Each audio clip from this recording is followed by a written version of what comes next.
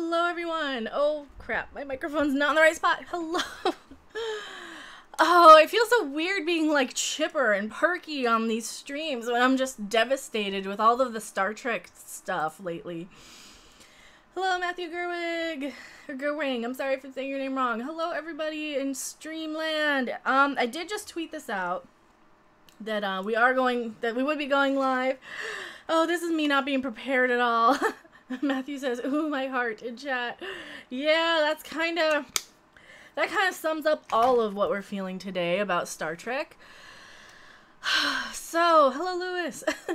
So I made 2 videos today so far on Star Trek. One of them I put as a Patreon early exclusive about the Klingorks, the redesign of the Klingons, but that might be something we can just chat about here. The other one, if you guys saw today, was the video on reacting to what Rainn Wilson had said about us, the whole "bite me" comment, you know, where we're cheap and we don't want to pay for Star Trek and CBS All Access because we're cheap. Yes, R&R, real news, real. Hello, real R&R. Rip Star Trek. I know, it's devastating, and like part of me wants to be chipper and perky and happy on stream here for you guys. But yeah, so there is rumors out there now. We just heard from Mr. Doomcock over there on his channel and on his Twitter that apparently the new Picard series is actually going to be in the JJ verse, and he's going to be a very different Picard, and I don't have words to be frustrated on this. Saw them, go get them. I know. I was playing Monster Legends. Sorry, no worries. Let me see if I can pull up. Let me see if I can pull up Doomcock's tweet here. It was so devastating to hear all of this stuff. Like, then we know Picard's coming back. Yeah, Doomcock did just post something. Yeah, he did just drop a video. So if you guys haven't seen that, go check out Doomcock's video. I am cautious that it might just be speculation at this point, but man, he's got sources, so I don't know. Hello, Sly Gamer. I knew it was something, but it still pisses me off. I knew it was coming, but it still pisses me off, Jim J says. Well, yeah, and we knew that, we knew the second that they started announcing, oh, it's going to be a very different Picard than what we know. Don't say that. Hello, Zoogie. Yeah, like, don't say that. That is going to be a very different Picard than what we know, because we are going to assume that you're going to give us, like, Picard from like... Well, we don't even know what to assume anymore with the way Star Trek is going, because for anybody who, like, doesn't understand the passion and stuff that we feel for Star Trek, just look at the Star Wars fandoms. Like, the people who make video after video after video saying we don't like what Disney did to Luke Skywalker, please fix it. This is why I get so angry about that stuff too, because they're doing it with Star Trek only 10 times worse. Not only are they rebooting the entire thing and recasting everybody. They're recasting Spock. They're recasting everybody. They're just gonna completely pretend that the new Star Trek isn't even going to, like, it's going to be Star Trek now. It's going to completely erase the original, 50 years of canon. And it pisses me off. And that's the same type of shit that they want to do with Star Wars. And I'm just tired of it. Okay, and Sarah, thank you so much, Sarah, for linking in chat the Facebook group that has the rumor.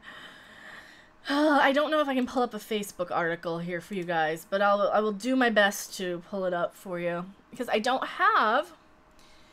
It is a Facebook group, so I don't know if this is like an official person. I don't know who this guy is. Is he just like a rumor mill? Is he just a... Who are Trekverse? Well, let me pull this up on screen for you guys. I have like a billion windows up. It's the top post, just saying not now and logging in. Oh, okay. Yeah, it looks like I can pull it up here. Allegedly, the new Picard series will be in the JJ universe. This is what we're, here, let me pull up the article for you guys. He's the guy that broke the news about Discovery before it aired. Alright. So, yeah. I don't know who he is, other than Seraph says he broke the news about Discovery. Ooh, Lord, this is not making me happy today.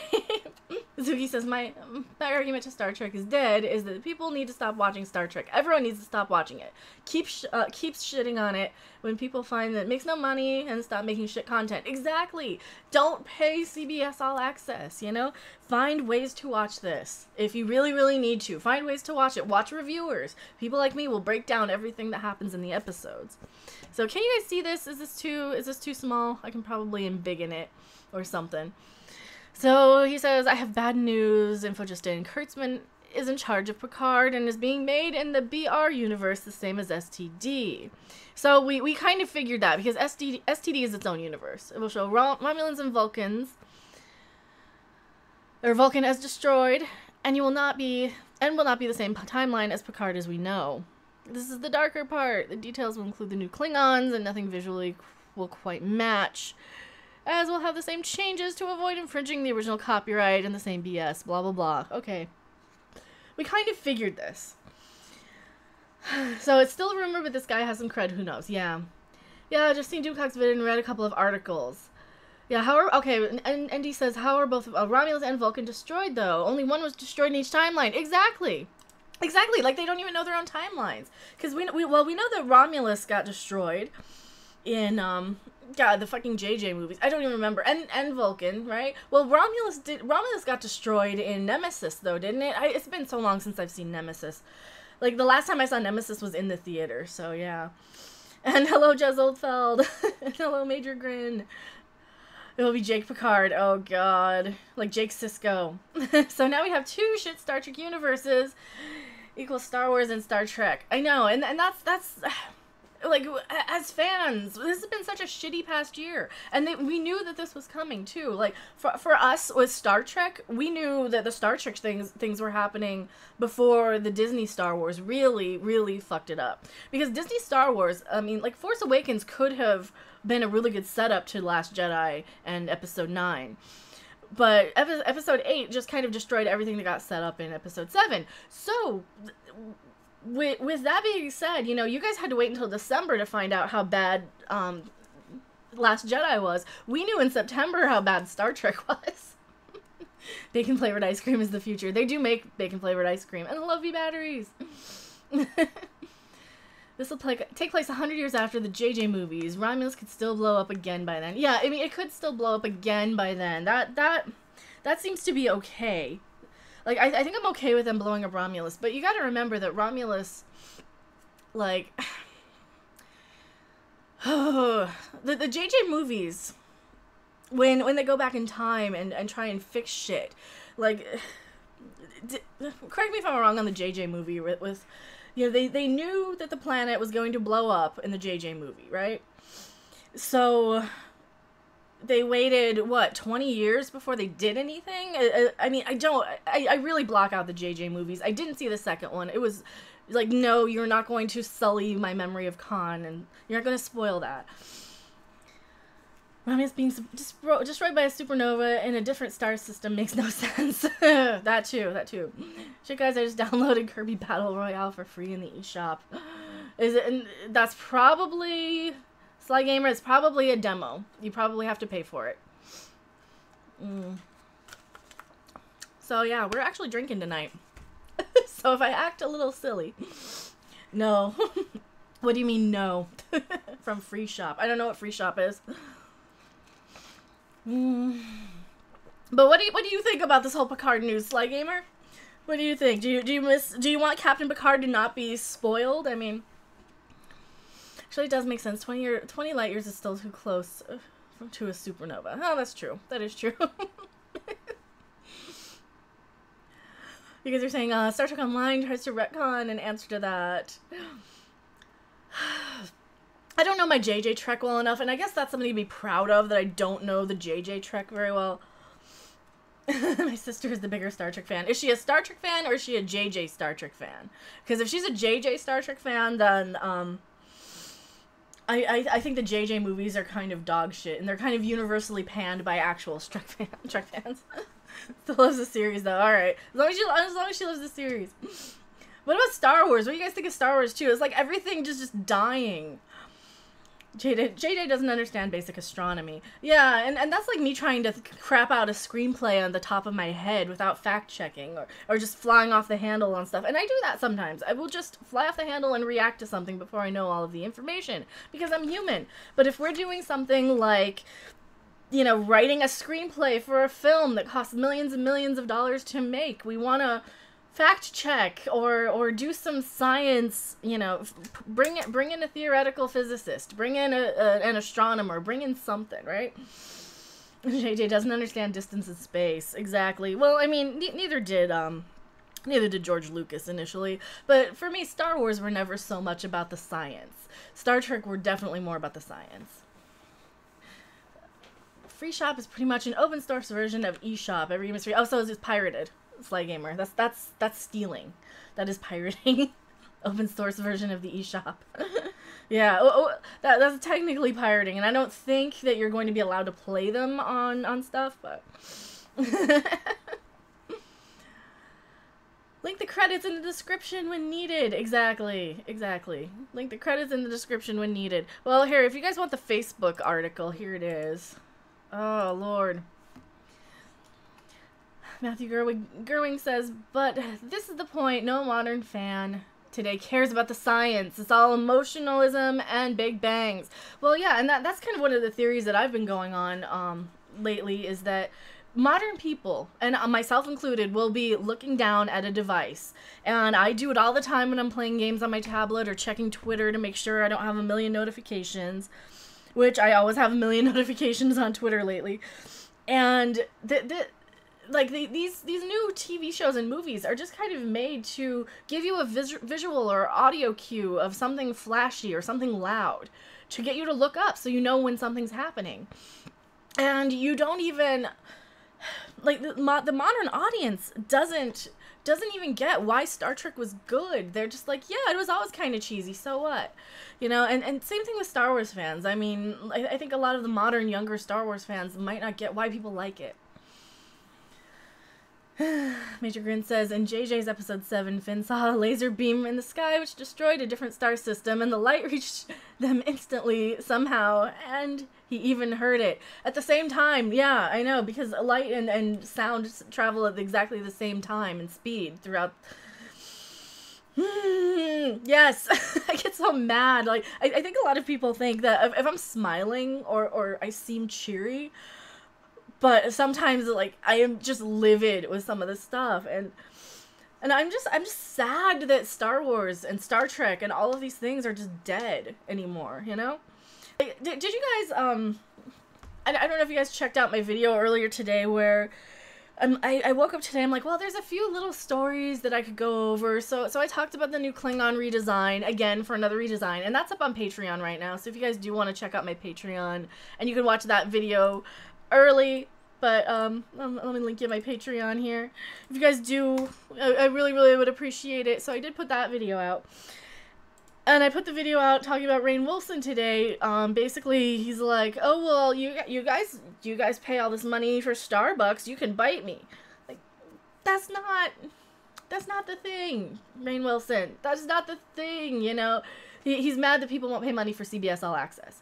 We don't want to pay money for CBS All Access because you're giving us shit. There's nothing good on it that we want. We don't want this new Star Trek. And the couple of millennials that do don't know good Star Trek if it'd bite them in the ass. So, people actually like this shit, though. Yes! I keep seeing that. People are like, God, you're just a hater. Just don't watch it. I like it. What's wrong with you? Because of shit. Because I actually like Star Trek. I'm invested. I've lived with Star Trek my entire life. I'm invested in this thing. You don't just go and rip out the rug from under me and tell me, okay, well now everything you liked is shit. Fuck you. Fuck you, people. What is wrong with you? I saw the video earlier. You seem stressed. I am. I'm a little stressed. I'm just waiting for the YouTube video that says it's official. CBS and J.J. Abrams have decided that Klingons are now lizards. Oh, God, yeah. Hopefully they don't. Here's where I start to growl and groan. Worf will retroactively turn it into a Klingork. Well, and that's the other thing, though. They're going to redesign the Klingorks again. So let me pull that up over here for you. If it is still... it is not still up. I have like a million windows up here, but I might... Oh yeah, it's on the Twitter here. So I did talk a little bit about this on the Patreon video, but well, we'll just give you a quick recap. So, Star Trek Discovery's official Twitter says you're going to be blown away that the Klingorks have a new look going into season 2. Again, do we really need another redesign? I mean, yes, we need them to look like Klingons. Finally, for a fucking change, we need them to look like Klingons. They don't look like Klingons. They need to look like a goddamn Klingon. I mean, you can still kind of see that this guy is the same species as this guy. Yes, we don't discuss it with outsiders. This is all you needed to know. Just give me a line of fucking dialogue that tells me why they look different. For fuck's sake, people. So yeah, I kind of went off on that one today, too. I'll just switch to reading novels of the Prime Timeline. Those are still pretty good. Yeah, I mean, the novels are still decent, and Captain April says Roddenberry predicted that the studio would eventually kill it, and here we are. I know, it's so sad, and it's frustrating, and it's infuriating, and like, they don't get it. They just don't get why you can't just keep changing it all the time. You know, it was bad enough to reboot it in 2009, and I said nothing when it got rebooted in 2009. I'm like, oh, that looks stupid. I hate reboots. And then I heard, oh, well, but it's its own universe, so it doesn't matter. CBS streaming will never get my money at this rate. Exactly. RiffTrax on Twitch. Oh, yeah, RiffTrax is on Twitch, too. I watch them all the time. Just starting to think it's time to watch 24 hours of RiffTrax a day instead of anything else. At least that's fun. Yeah, the problem with RiffTrax on Twitch is that you really have to pay them the $5 for their for their thing, because you can't really like ad block Twitch ads very easily. Yeah, or maybe you can. I don't know. I've always had problems with it, so you kind of need to pay them the $5 subscription. And that's another thing that a lot of these streaming services don't understand. If you're paying like $5 to a Twitch streamer that you love, or $2 here to another like YouTuber, or $5 there to a Patreon, or $1 here and there, that all adds up. So this $6 a month for CBS streaming services. Oh, Sly Gamer, thank you so much for the $1.99. Like hell, I don't understand these reboots. I know. Thank you so much for the $1.99 super chat. Oh, I really appreciate it. You guys are so sweet with the super chats. I was watching Geeks and Gamers. What's up? So they're killing Star Trek. They are dragging Picard's name through the mud, allegedly. They're going to reboot it now, and Picard is not even going to be Picard anymore. He's going to be whoever the fuck knows, dealing with these goddamn Klingorks or whatever version of it from and thank you so much, John Hoskins, for being a brand new subscriber. Really appreciate it. Good news is that if they confirm STDs in the JJ verse, I don't have to care about it so much anymore. Exactly, but the thing is, they kind of have to. They kind of have to confirm that, because so many of us are just upset that it's not. It doesn't match canon. It doesn't match established visuals. I mean, there's no reason to have the holographic technology in Discovery. There's no reason to have like all of the. Holy crap, Sly Gamer playing where that came from. Well, thank you so much, Sly Gamer. See, now I feel bad. I was like telling you about the Kirby thing. But thank you so much for the another $1.99 super chat. I really appreciate that. Captain April. Memo to Rainn Wilson. Since when was Harry Mudd a psychopath? Exactly. Well, it's the Discovery universe. Everybody are crazy there. Can they say STD in the JJ verse? Even those two don't line up perfectly. Exactly, those don't even line up correctly. Because by then, oh, didn't the JJ universe, shouldn't that they already be on the Enterprise by now? Because, and thank you for being a Reddit subscriber, Chris Roberts. Yeah, if you guys have your subscribers set to public and not private, you will show up on screen if you subscribe while I'm live, so, or making a video even. I sometimes forget to turn that off. And thank you, I really appreciate you guys, so thank you so much. Well, Hunging Dung says, fun fact, I broke my finger recently and now have a real life live long and prosper hand now. Well, and that's fun. God, I went through and watched, reading through some of my old, notebook writings, and I had traced my hand, you know, kind of like you do when you make a turkey picture. So when I was like 14 or 15, I had traced my hand in the live long and prosper, you know, the Vulcan salute, because I'm stupid, apparently, because I was such a nerd when I was a teenager. I was writing dumb stories about whatever. I was writing ghosts and whatever. But I also was really into Star Trek, so I'd be up late night watching Star Trek. And that's the thing. You don't have that. You don't have people who grow up with Star Trek anymore. It's not for everybody. It's just for people who are adults who have CBS All Access. It's not even for people who watch TV anymore. Zooey says, they said canon is dead. They're no longer paying lip service to the old canon. And that pisses me off so much. You can't just say that you can't say this is dead. You can't say this canon isn't dead. I have the DVDs. It's not dead. You know, you can't just disregard all of the Star Trek that's come before just for this new shit. You can't do that. We have it. And this is exactly what they're going to do in Star Wars too. They wanted to reboot everything from them, and oh, it's so bad. Major Grin says, I scarred my finger from the bishop's knife trick. Oh, you don't want to do that. Of course, as soon as I put over riff tracks on the stream, it keeps cutting out. Oh, on Twitch. Yeah, the riff tracks Twitch streams, I always have. Can I not be illegal now? Thank you so much again, the Sly Gamer. Can I not be illegal? No, I didn't mean to make fun of, like, the Kirby stuff being illegal. Because it's not like, how many people will pay for CBS All Access and just pirate the thing? I'm sure a lot of people do, and they just don't say it. Hello, Kinky Pinkies. So random. Hello. And hello, Stephanie B. I'm so sorry about this. I know. And this is why I fight so hard for, like, Star Wars as well. Because I have less of a dog in a fight with Star Wars. But I saw what they did with Star Trek. And I knew, okay, they're going back and rebooting. They're just going to, sooner or later, they're just going to say this isn't canon. And it really, really makes me mad. This is a drinking stream, by the way. So drink up if you got it. Night's Edge After Dark. Why is there a major meltdown?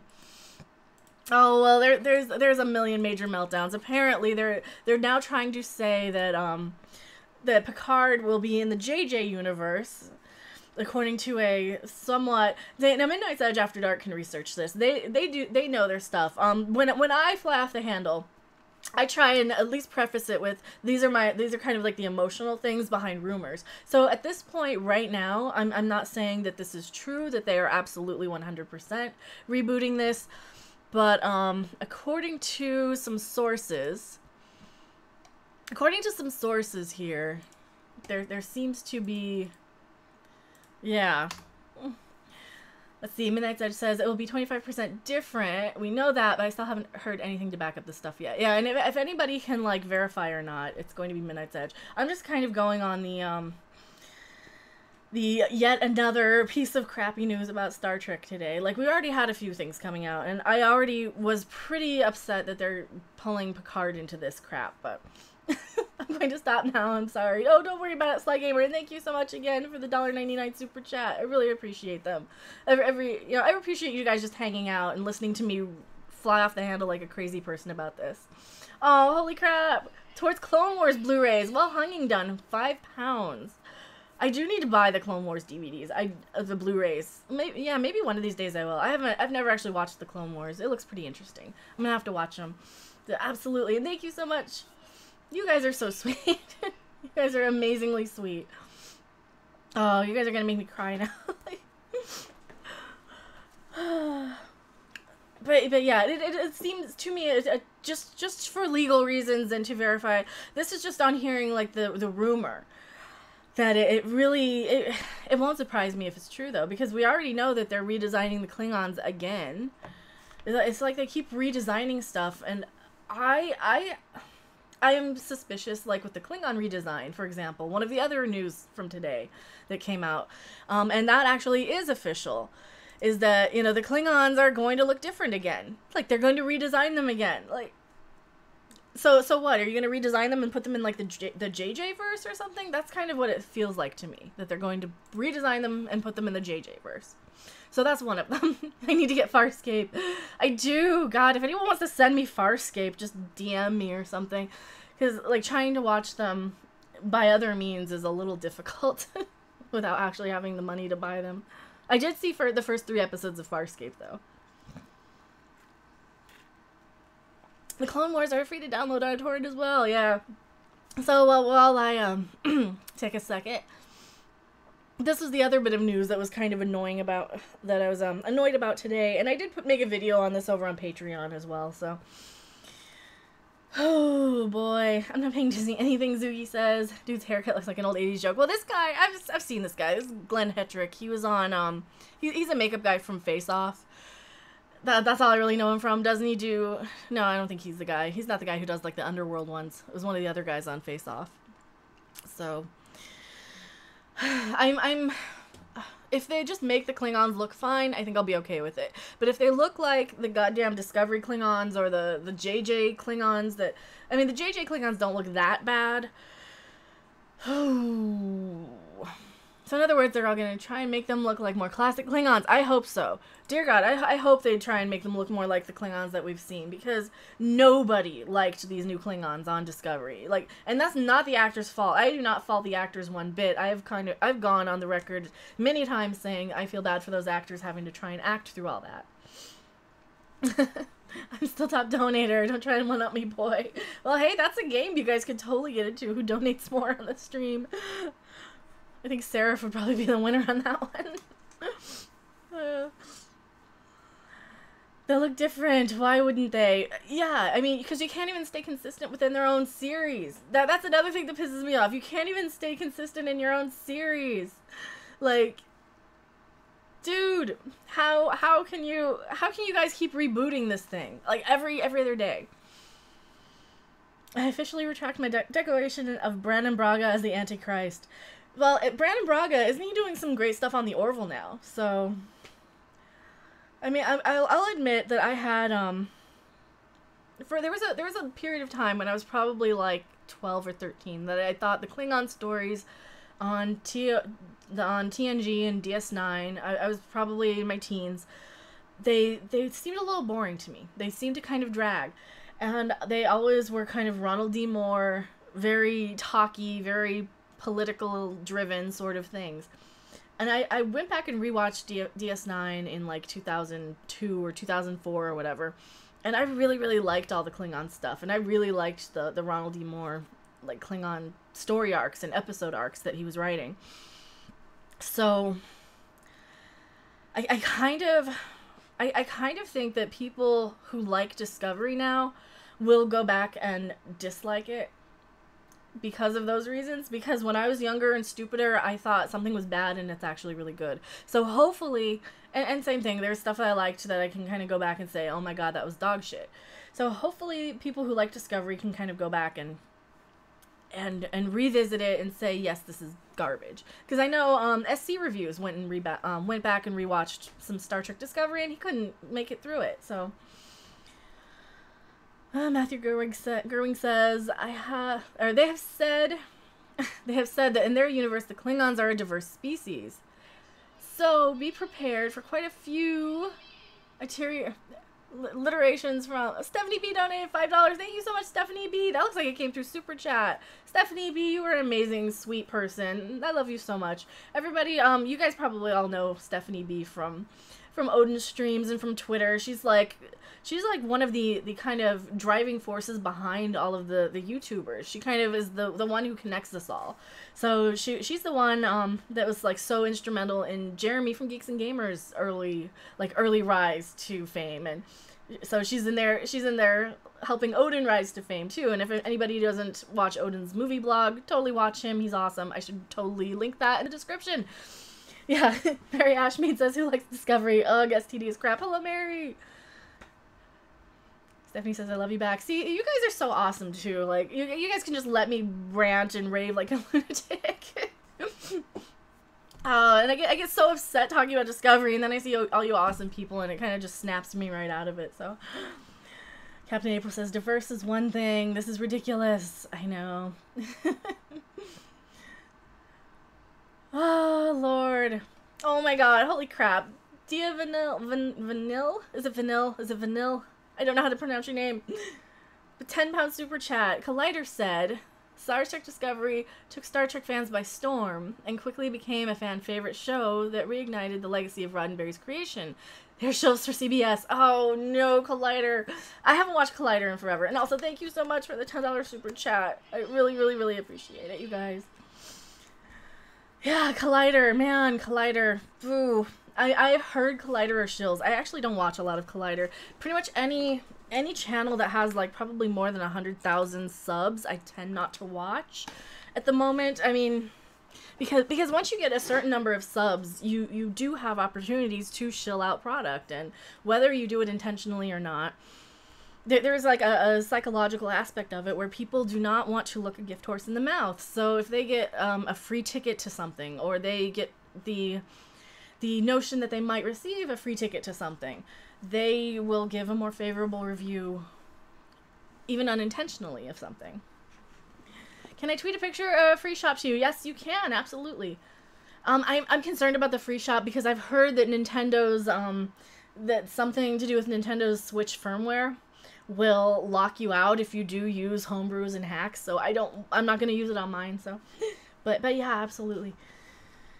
Angry Mr. Flibble says, I can't take Collider seriously, especially after the Red Letter Media's Nerd Crew parody. Oh, Lord. Is that what they're a parody of? I can't really sit through the Nerd Crew because I find them to be, they're too many of their jokes just kind of go on a little too long. Like, yay, I got the joke. And they kind of go on so long that I can't tell if they're serious or not. They went downhill fast. I'm going back here. I'm going back. I don't want to, like, miss anybody's. So, Sid, I can't say your name. My girlfriend likes Star Trek Discovery. Should I dump her? Oh, no. I'm so sorry. I'm so sorry. How many subs to have sponsors? And you guys can totally sponsor here if you want to. I think I have sponsorships available. You need like 1,000 or something. But yeah, I do have sponsorships available too. They've changed what it's called, but I do have sponsorships available. I just don't have anybody sponsor. Carrie and Doomcock were shitting on STD earlier. Same old, same old. I know, I heard a little bit of it. I was late, and I'm so sad that I was late to it. Man, because like any chance... I think you guys probably know me well enough to know that anytime Doomcock's on something, I will click on it immediately because he's kind of my favorite YouTuber, aside from myself, so I need to, like... Alright. We're opening up my drink here. Doomcock speaks for many fans. Well, he says a lot of the stuff that people don't want to. You know, he says the kind of unfiltered, angry sort of, he says, like, the knee-jerk reaction that a lot of us do. Warren Roar, thank you so much for $1.09 super chat. For Star Wars Destroyed, now Star Trek. Oh, I guess JWs. And a big middle finger, yeah. Middle finger to the SJWs out there. Did you notice in Doomcock's latest that he now includes Enterprise in real Star Trek? Well, Enterprise is such a tricky thing. Also, thank you so much for the $1.99 super chat. I really appreciate it. I think... For me, Enterprise is technically canon, but it kind of feels to me like it could be explained away as a hollow simulation because of that last episode with Riker. It just seems like a side episode during the mission that Riker has to decide, okay, do I go against my old CO or do I go against my new CO? So, and for me, I would always go with your new boss rather than your old boss, but... You know, that seemed to be kind of a simple choice. I don't know. Enterprise Season 4 was the best. Enterprise Season 4 was the best. Why is my Twitter? You mean, what is my Twitter? My Twitter is Random Monkey. Let's see. Is my Twitter right there. That is how you find me on the Twitter. I think I have a description, too. The last episode is on the holodeck, so it's easy to ignore that one. I think the whole series is in the holodeck, to be honest. Because... every now and then you hear mentions of Chef, and you never see him, or Cook, or whatever. I think they call him Chef. So I kind of assume that it's always Riker, like throughout history, going, like throughout the 4-year run, it's always Riker just going down to the holodeck. Or it's different Next Generation crew members going to the holodeck. So I just kind of assume that Enterprise is a holodeck sort of simulation that's being run on the Enterprise D. Just saying. I gotta apologize for that episode. Oh, it wasn't too bad. It wasn't too bad. Too little, too late, yeah. Man. So this isn't too bad. Random, you need to escape from bad entertainment. You need to get lost in the wonderful, yet dead saga that is Farscape. I watched the first 3 episodes of Farscape last night. It is in focus. It is in, and holy crap, thank you so much, Jez Oldfield, for the $3 super chat. It's not a super chat, it's a Streamlabs donation. But thank you so much. Yeah, I do have the Streamlabs link that spams every now and then on Nightbot, but thank you so much. I really appreciate that. You guys are so sweet and awesome. Riker went there to make out with T'Pol. But yeah, what was I saying? I totally lost track of what I was saying. By the way, it's my pleasure to be helpful. Yeah, and Stephanie B is awesome. You know, we're gonna go ahead and make her an honorary mod because she, if I can figure out how to do that. There, and don't feel like you have to moderate the chat, but you're just one of those awesome people that are kind of instrumental behind the scenes to everybody. You watched Farscape. That's what I was talking about. Okay, so I watched the first 3 episodes of Farscape last night. And, it is in focus. They hold the fucking camera still. It is well lit. You can see what's going on. There are reasons that characters do things. You see little things like, Ben Browder. I'm just gonna call him. I'm gonna call him the wrong name. I'm gonna call him Cam Mitchell because that's who he is on Stargate. He's he gets like he's there. He's like confused. He hears all these alien voices, and you see somebody. You see a little Scudder. They're not a Scudder, but I'm gonna call them Scudders because that's what it reminds me of from Red Dwarf. It injects him with something, and then he understands things. And you don't need over explanation. You just know. Oh, okay, that gave him something to translate. That's all we need, sci-fi. That is all we fucking need, people. You know, it's not hard to make something decent. It's not hard to give us like one little line to fix something. And that's what Discovery never does. It never just gives us... And the same thing with War Fund on Deep Space Nine. He's like, yes, we don't talk about it. Why the Klingons look different. Thank you. Thank you so much. You know, that's all we need. Stephanie says, oh, shucks, thank you. Well, Stephanie is one of these, like, instrumental behind-the-scenes people, so... Definitely follow her on Twitter. She knows everybody. If you need an in to any of, like, the YouTubers, she knows all of us. Destiny Captain says, Braga couldn't remember what a tricorder did a year after he left Enterprise. Oh, Lord. I have my TOS at tricorder. I don't think it has batteries, but it makes all the cool noises. And I've had that since the 90s. Same thing with my next-gen phaser. There was a period of time when I was buying a lot of Star Trek stuff, and man, I wish I still had more of it. I'm gonna get Farscape because you can't find it to watch anything. Yeah, I know. I need to get Farscape on DVD or whatever sometime.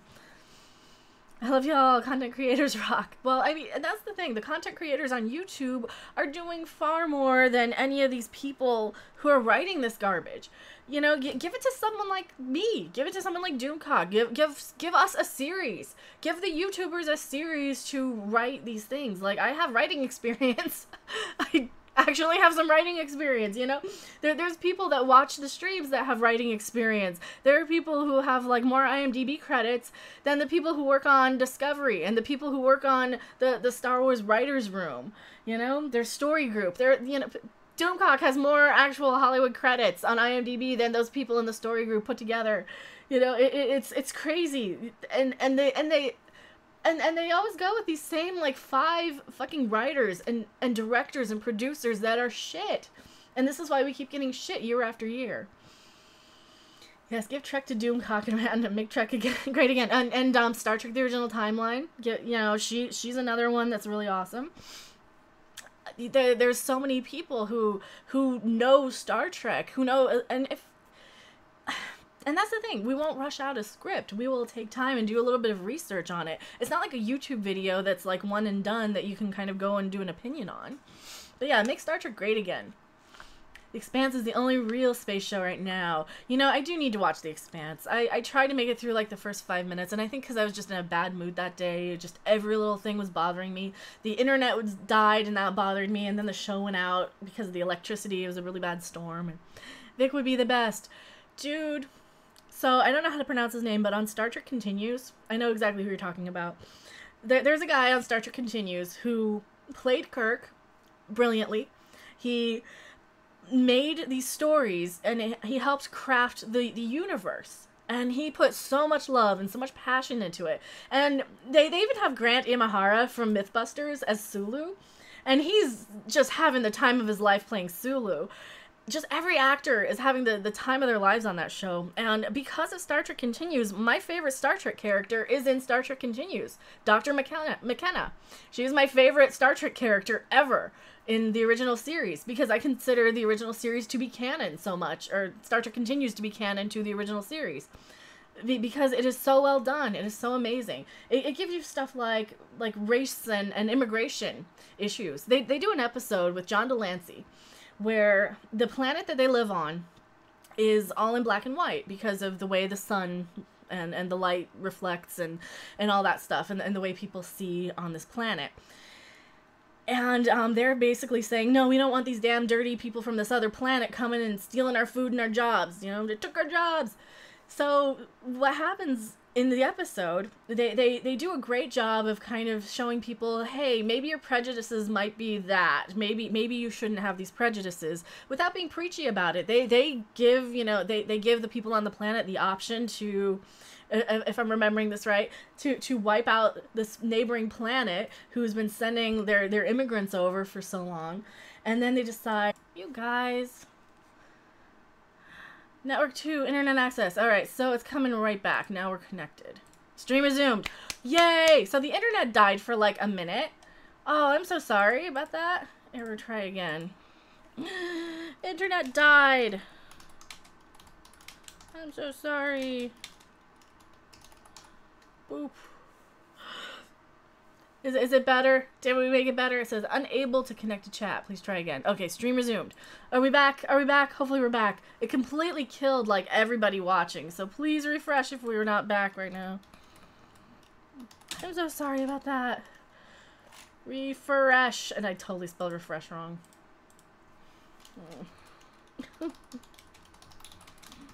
Oh my god. So it says we're back. Hopefully we're back. Wooch, we're back, we're back, we're back. Yay. Oh, I think I'll tweet out again. What's happening? You guys with me? It says the stream's resumed, so hopefully we're back. I'll be back as I knock everything down off of my desk. Yay, it looks like Steam is back, so wooch! Tell me if you guys are live in the chat! Oh lord, this has been one of those streams, like, I don't know why the internet just died for a second. But it did, and it annoyed me. It annoyed me a lot.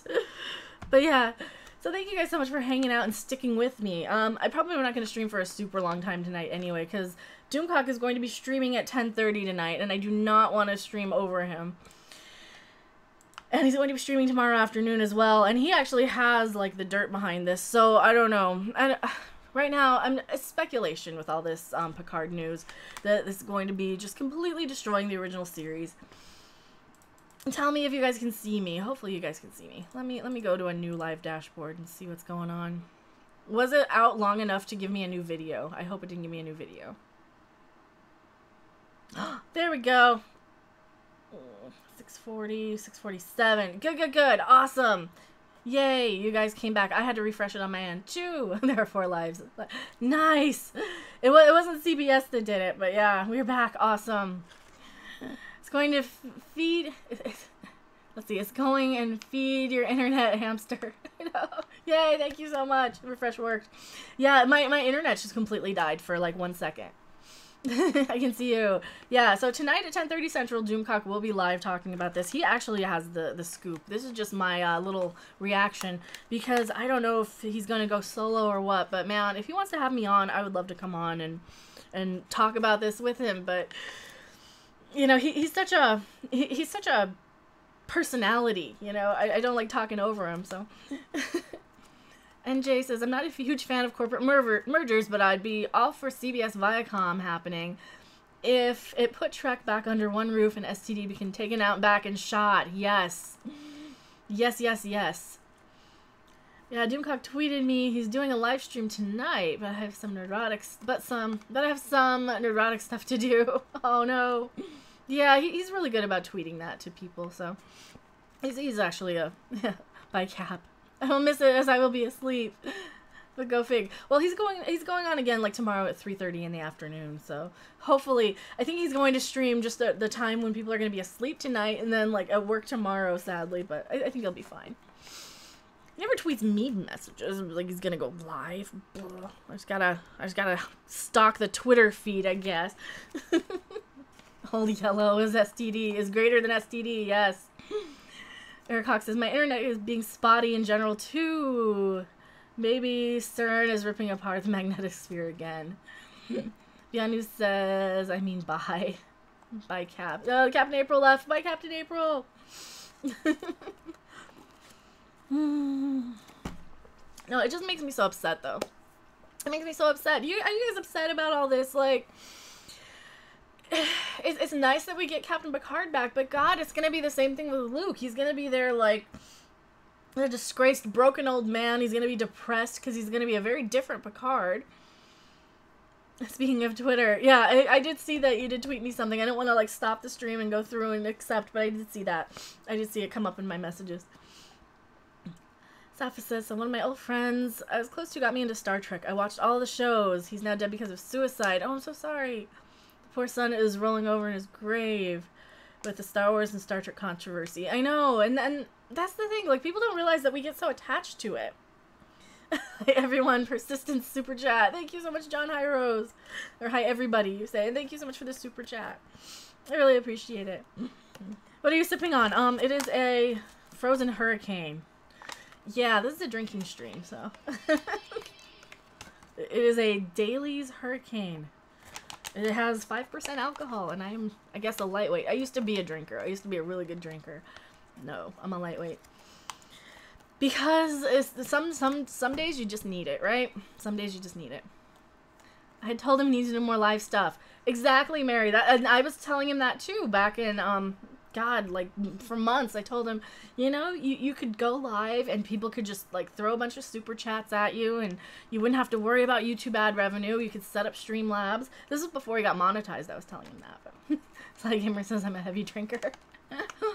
Fortnite. Oh, no. Like, the games to drink are, like, Mario Kart. Do Mario Kart drunk. But use the Wii version where you have to use the Wiimote and, like, the steering wheel thing. That's the one you want to do drunk. Sav says, 3 episodes of STD was too much for me. Exactly, exactly. Oh, thank you so much, Jess Reed, for the $2 super chat. I have faith in Stewart learning from Nemesis. Patrick Stewart is amazing if he has say over the scripts and if he actually cares about the character, like we care about the character, then I think it will be fine. But we still have Kurtzman and Goldsmith, like Alex Kurtzman and Akiva Goldsman, or Goldsmith, or whatever his name is. And they're both so terrible at writing. Does Doomcock have the other donation thing, Streamlabs? He does not, because he uses Google Hangouts on air to stream. And he does not go through OBS. And I think he might have a link for it set up, but I don't know if he ever connected that to anything. So there might be a link. I'll talk to him about getting a link set up. Not that I, like, have time to talk to him or anything. I think people think I'm closer to him than I am. Jesus, I need to drink this. I might die. What you got in the freezer? Well, I got another one of these on the floor for, like, when this one's gone. I got one more lined up here ready to go. Of course, I have to wrap them in paper towels. Because it's, like, 5 million degrees out again. It's actually not. It's just really humid because it thunderstormed yesterday. Yeah, we were, like, thank you guys so much for the super chats. Like, yeah, he bangs when he goes live. I remember when we were trying to get him over 2,000 subs. Dude, I subscribed to Doomcock when he had, like, 200 subs, and he was, like, and he didn't, I think he didn't realize that we loved him so much, you know?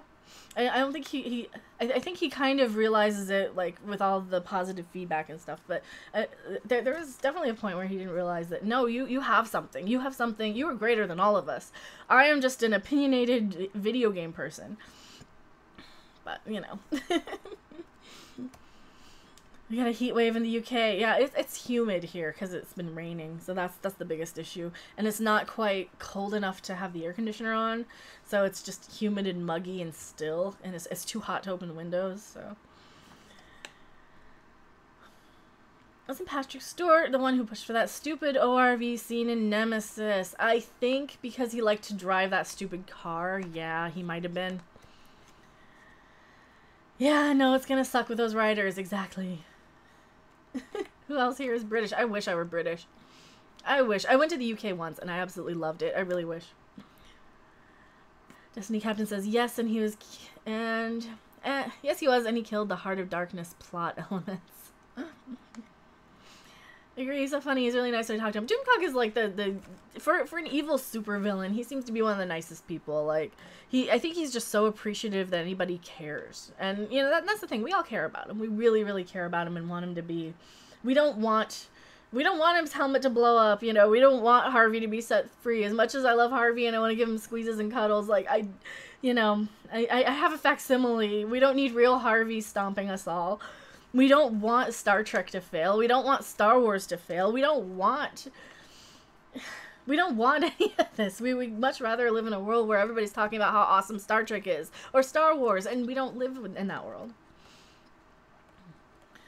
That's why we got the space vampires. Oh man, the Remans. The Remans looked like they really reminded me of like some of the makeup from Bram Stoker's Dracula for sure. Maybe that's why I liked the Remans. I don't know.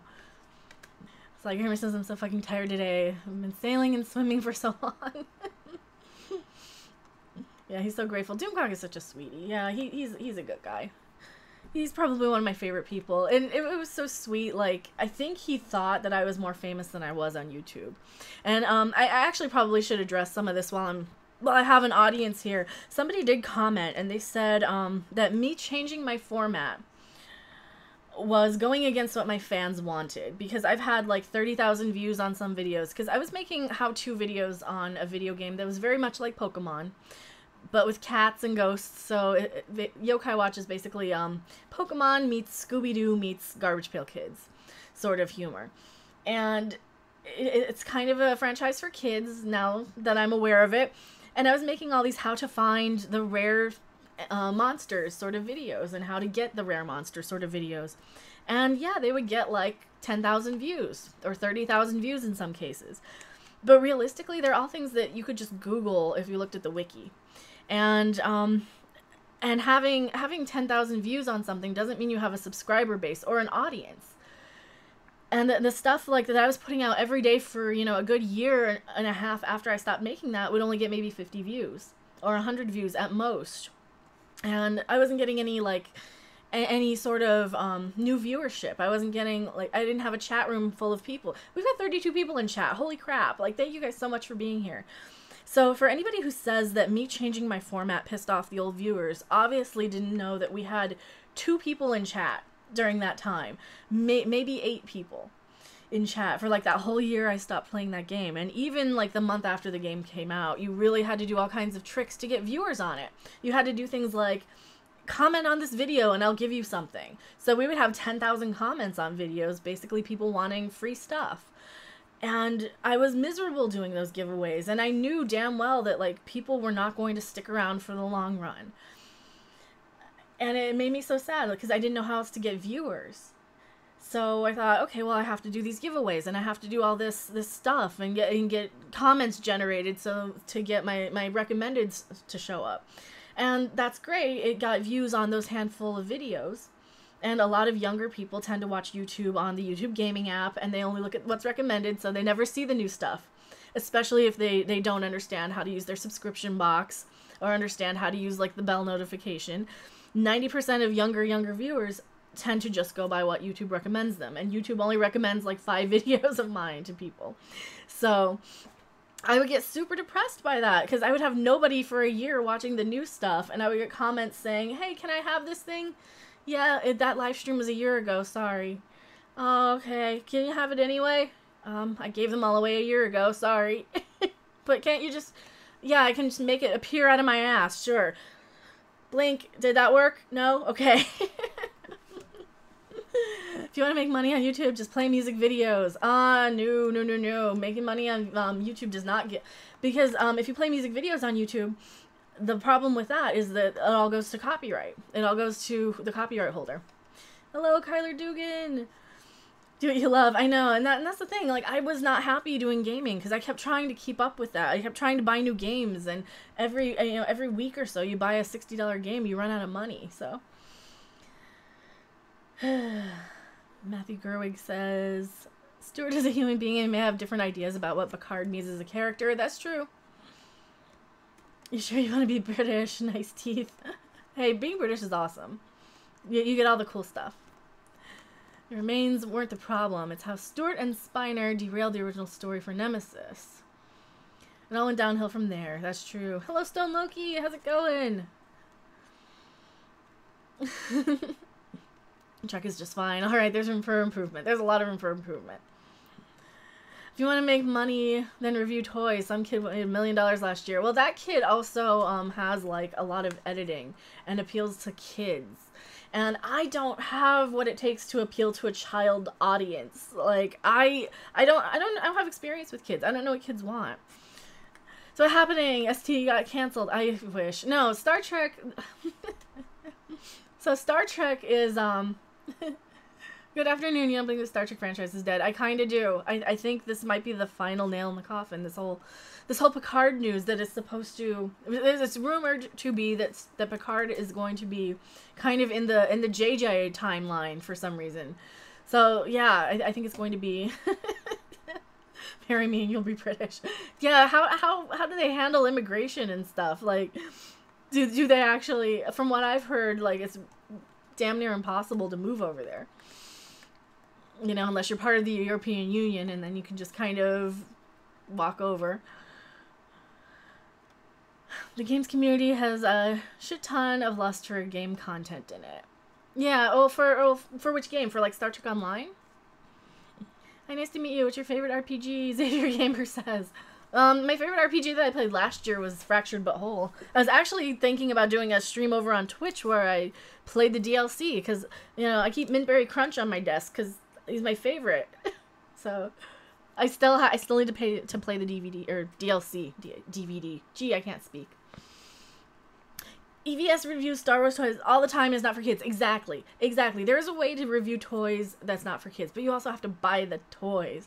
And when I buy a toy, it's something that I want to kind of keep for me in a box. You know, like I've got all the.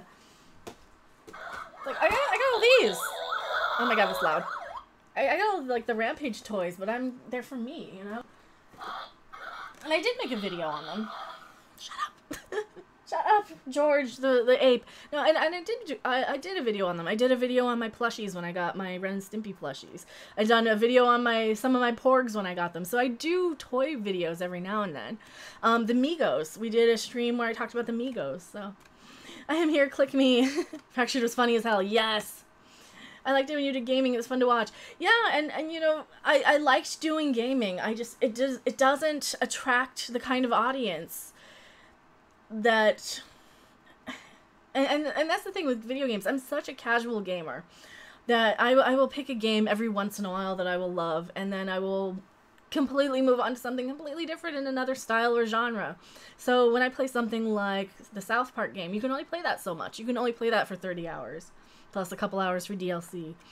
Or you can only play, you know, same thing with Friday the 13th. I mean, you can't play Friday the 13th indefinitely, because that gets old, and then people want you to play Dead by Daylight, and Dead by Daylight kind of looks like garbage to me, and I don't think I would want to play it, but.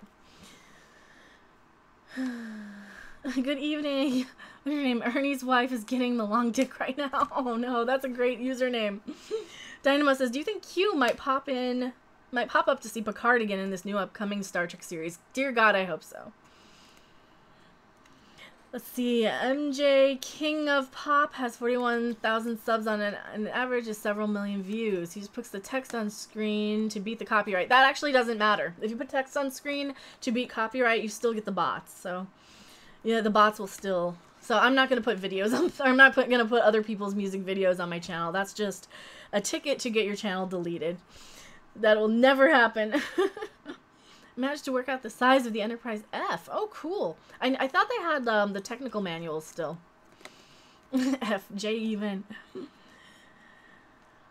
The game I was talking about was Warframe. Oh, I've never played Warframe. That's like a first person or third person shooter, sort of like a competitive. I am so bad at competitive. Give me a game where I can cheese it to win. Give me a game where I can level up and like go in and OP something where I don't have to sit through an hour-long, you know, battle or something. That's the type of game I like. It's a basically cool space opera indie stealth game. Oh no, stealth I'm terrible at. I am so impatient. I can't do stealth to save my life. I am so impatient. What is the watch on YouTube gaming? It has a join link and then wants money. Does it want money? That's so weird. YouTube gaming shouldn't ask for money. I think you should just be able to watch it on YouTube. Oh, the money thing is to sponsor. You can sponsor for like $5 a month, but that's what you guys do on Patreon anyway. So, sponsoring on YouTube is kind of the YouTube's Twitch subscription sort of thing where they encourage you to give different badges for different months. It's kind of to get YouTube gaming streamers to kind of be able to compete with Twitch streamers. You'll like it. Stealth is for lower levels. No, I don't like anything where I have to play with other people. So if other people are involved, I probably would hate it. Ivan Ortega will tell you how to get around YouTube stuff. Oh yeah, there's always a way, like if you show other people's footage, you have to do it for review or education purposes. You can't just stick somebody's music video up and just say, yep, here's a music video, give me 50,000 views. Because, well, the copyright will go to the copyright holder because they have bots for music. So music is like 1,000,000 times worse. And you'll get claimed. You won't get a strike, but you'll get claimed. And a lot of the time the music will be blocked in some countries. So you won't be able to watch the video in some countries. And depending on which record label owns the copyright, sometimes those record labels will strike your channel, but for the most part they'll just steal the money. That's what happens on gaming all the time, that you get a copyright claim. As you hit higher levels, you become God. You can also play it solo. Yeah, but you have to play against other people, though. That's the thing. If I have to play against other people, I would hate it. And to me, Warframe kind of looks like Overwatch, where you have to like shoot other real live human players. And I fucking hate those type of games. I really, like, they're not words to describe how much I hate PvP in things. Like, I was miserable playing Left 4 Dead with other people. Like, the hunter modes and the versus modes. Oh, dear God, I hate that so much. PvP in Warframe is like dead. I hope so. Would I ever play Animal Crossing? Never. I will never play that piece of shit. No. That looked like the most boring, rage-inducing, annoying fetch quest, go and log in every goddamn day. No, I will never play Animal Crossing. Ever. I saw enough of it on GameCube.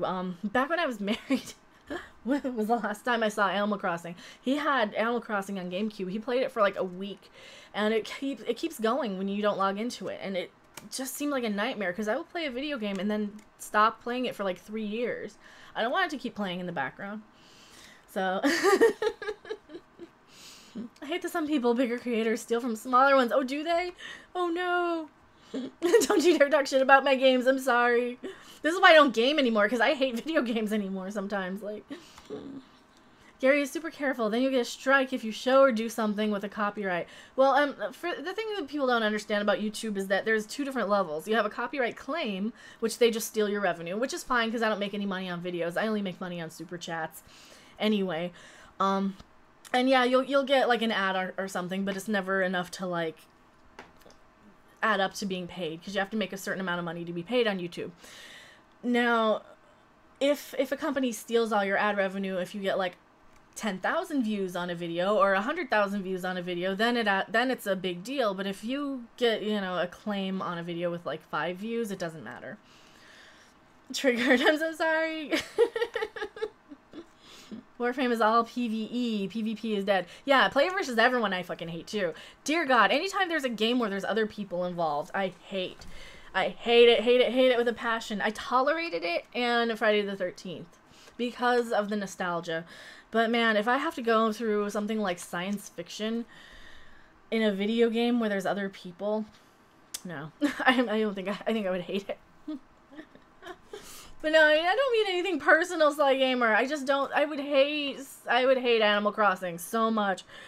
absolutely hate it. But I don't like Nintendo that much. Like I am kind of, and that's one of the hugest problems when you do a channel that attracts like people who like Nintendo games. There is this cult mentality of people who love every Nintendo game, and you can't say anything bad about any of it.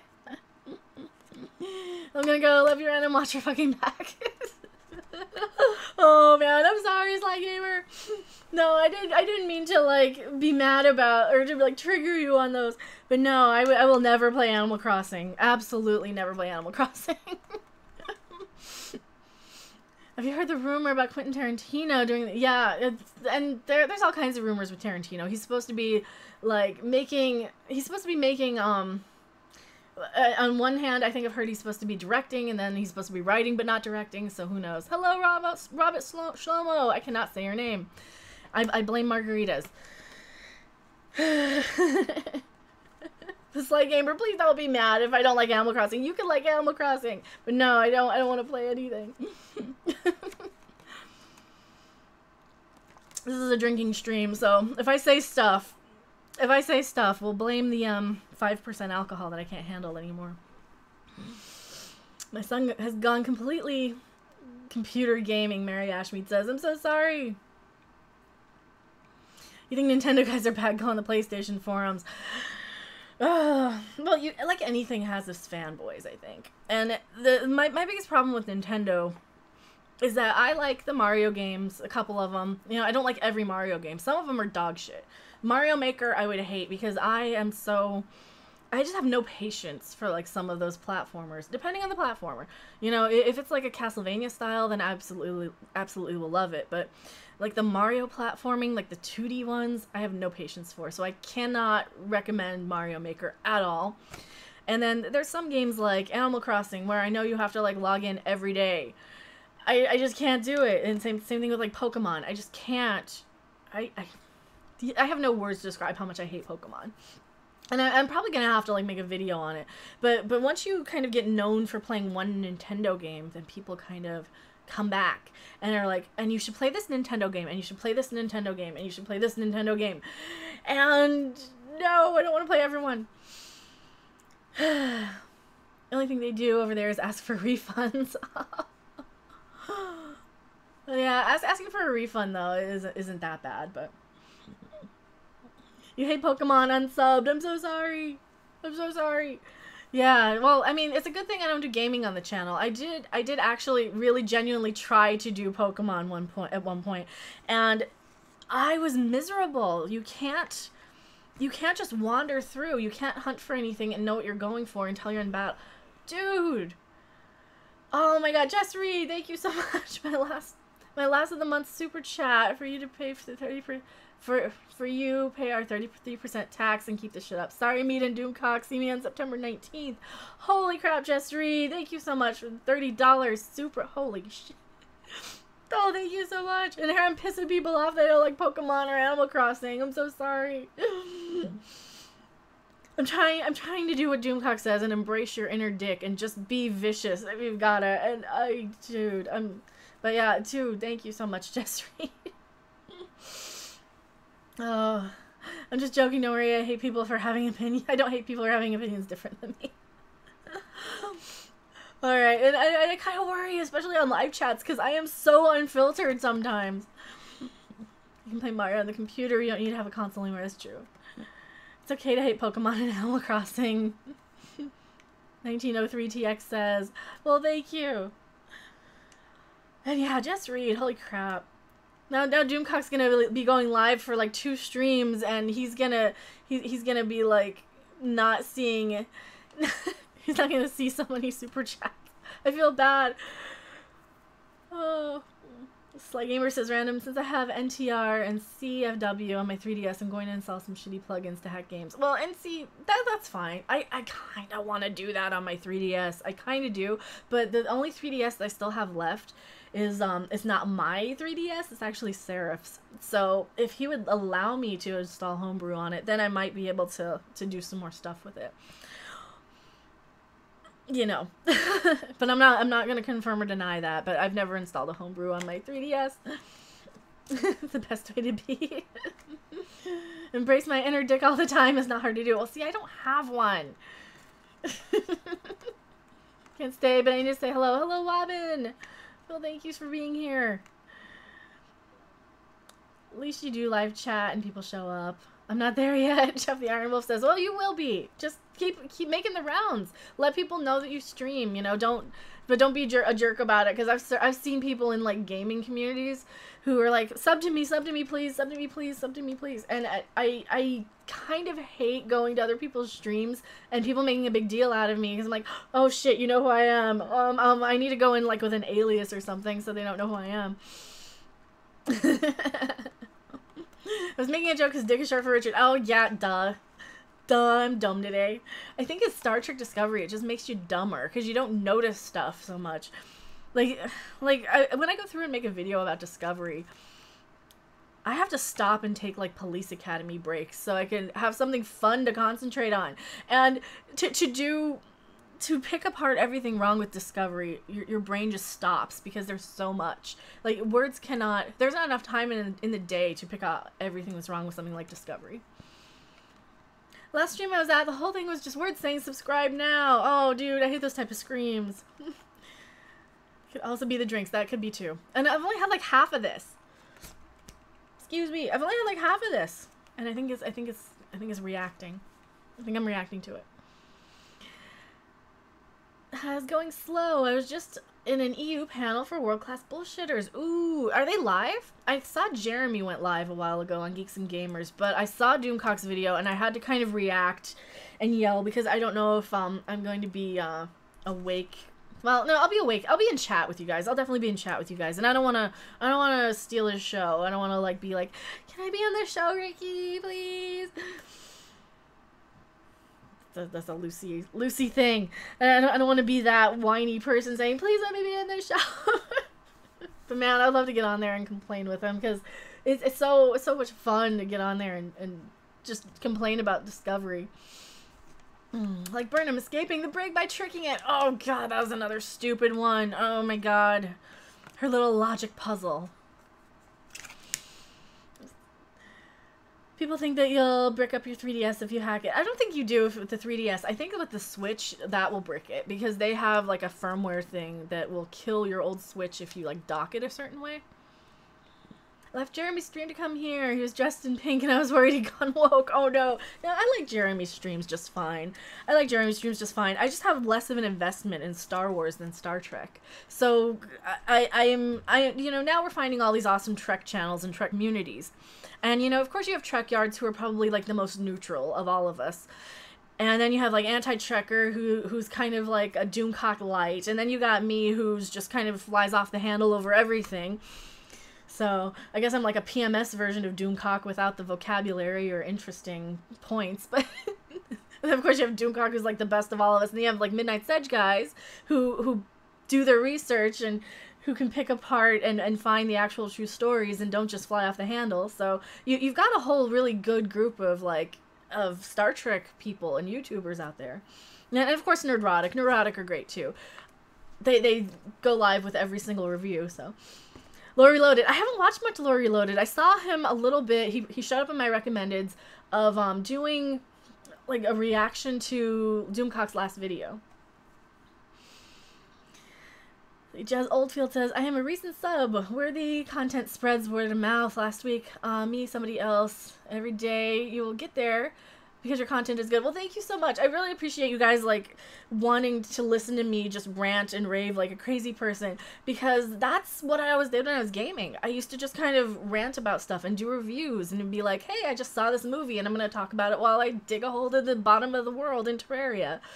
And nobody wanted to watch that and Terraria at the same time, and I'm like, I have a gaming channel, it's in my username, I have a gaming channel, I have people who show up, and it's great that some of the people who showed up for then are still coming back now, like Sly Gamer, you know, there's so many people who come back,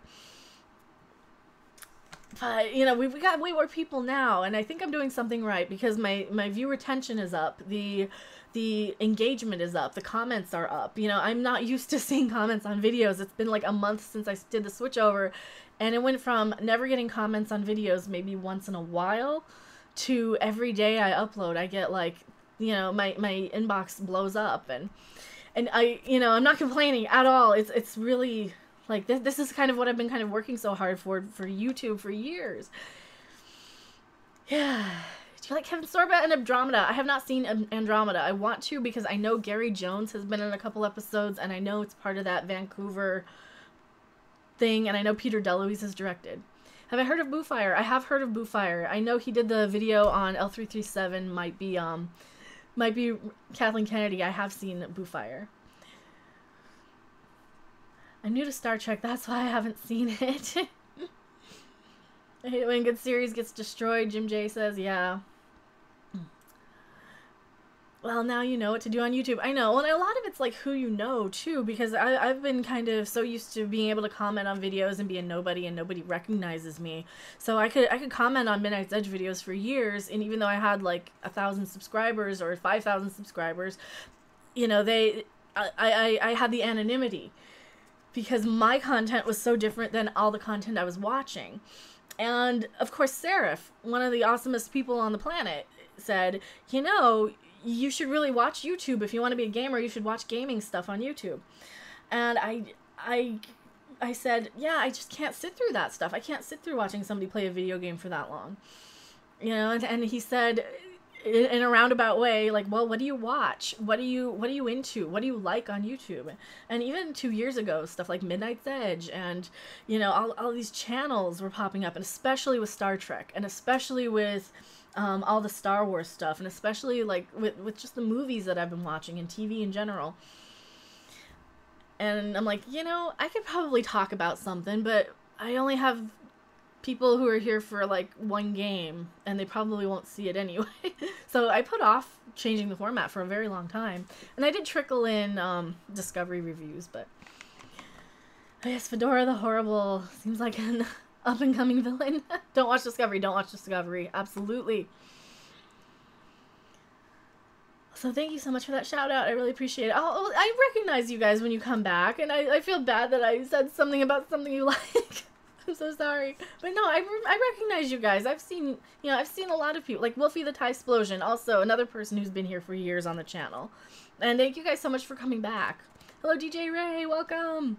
I love the hand wave. Anytime I go into a channel, I usually do the hand wave so I don't make it too much of a fuss, because it's weird. People are starting to like recognize me and point my comments out of stuff. I'm like, I need to just get another account so I can be anonymous on these accounts. But is STD worth watching past the first episode? No. Only if you want to pick it apart to yell about. Because, well, I'll give you one good reason. No, it's not worth watching past the first episode. Oops, guilty. Are you guilty? Does Stephanie go in and do that too?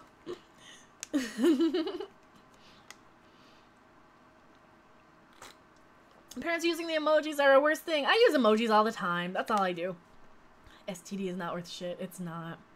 So yeah, this is why you don't want to watch STD. Here's the other one. This is a Klingon now. This is a Klingon. This poor actor can't even see out of his makeup, right?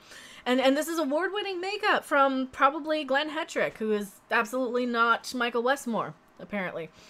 And this is what we have for makeup for Klingons now. It's not good. He can't see. He's got a tear, and I guess somebody commented today. Klingons don't have tears. Klingons don't have tear ducts.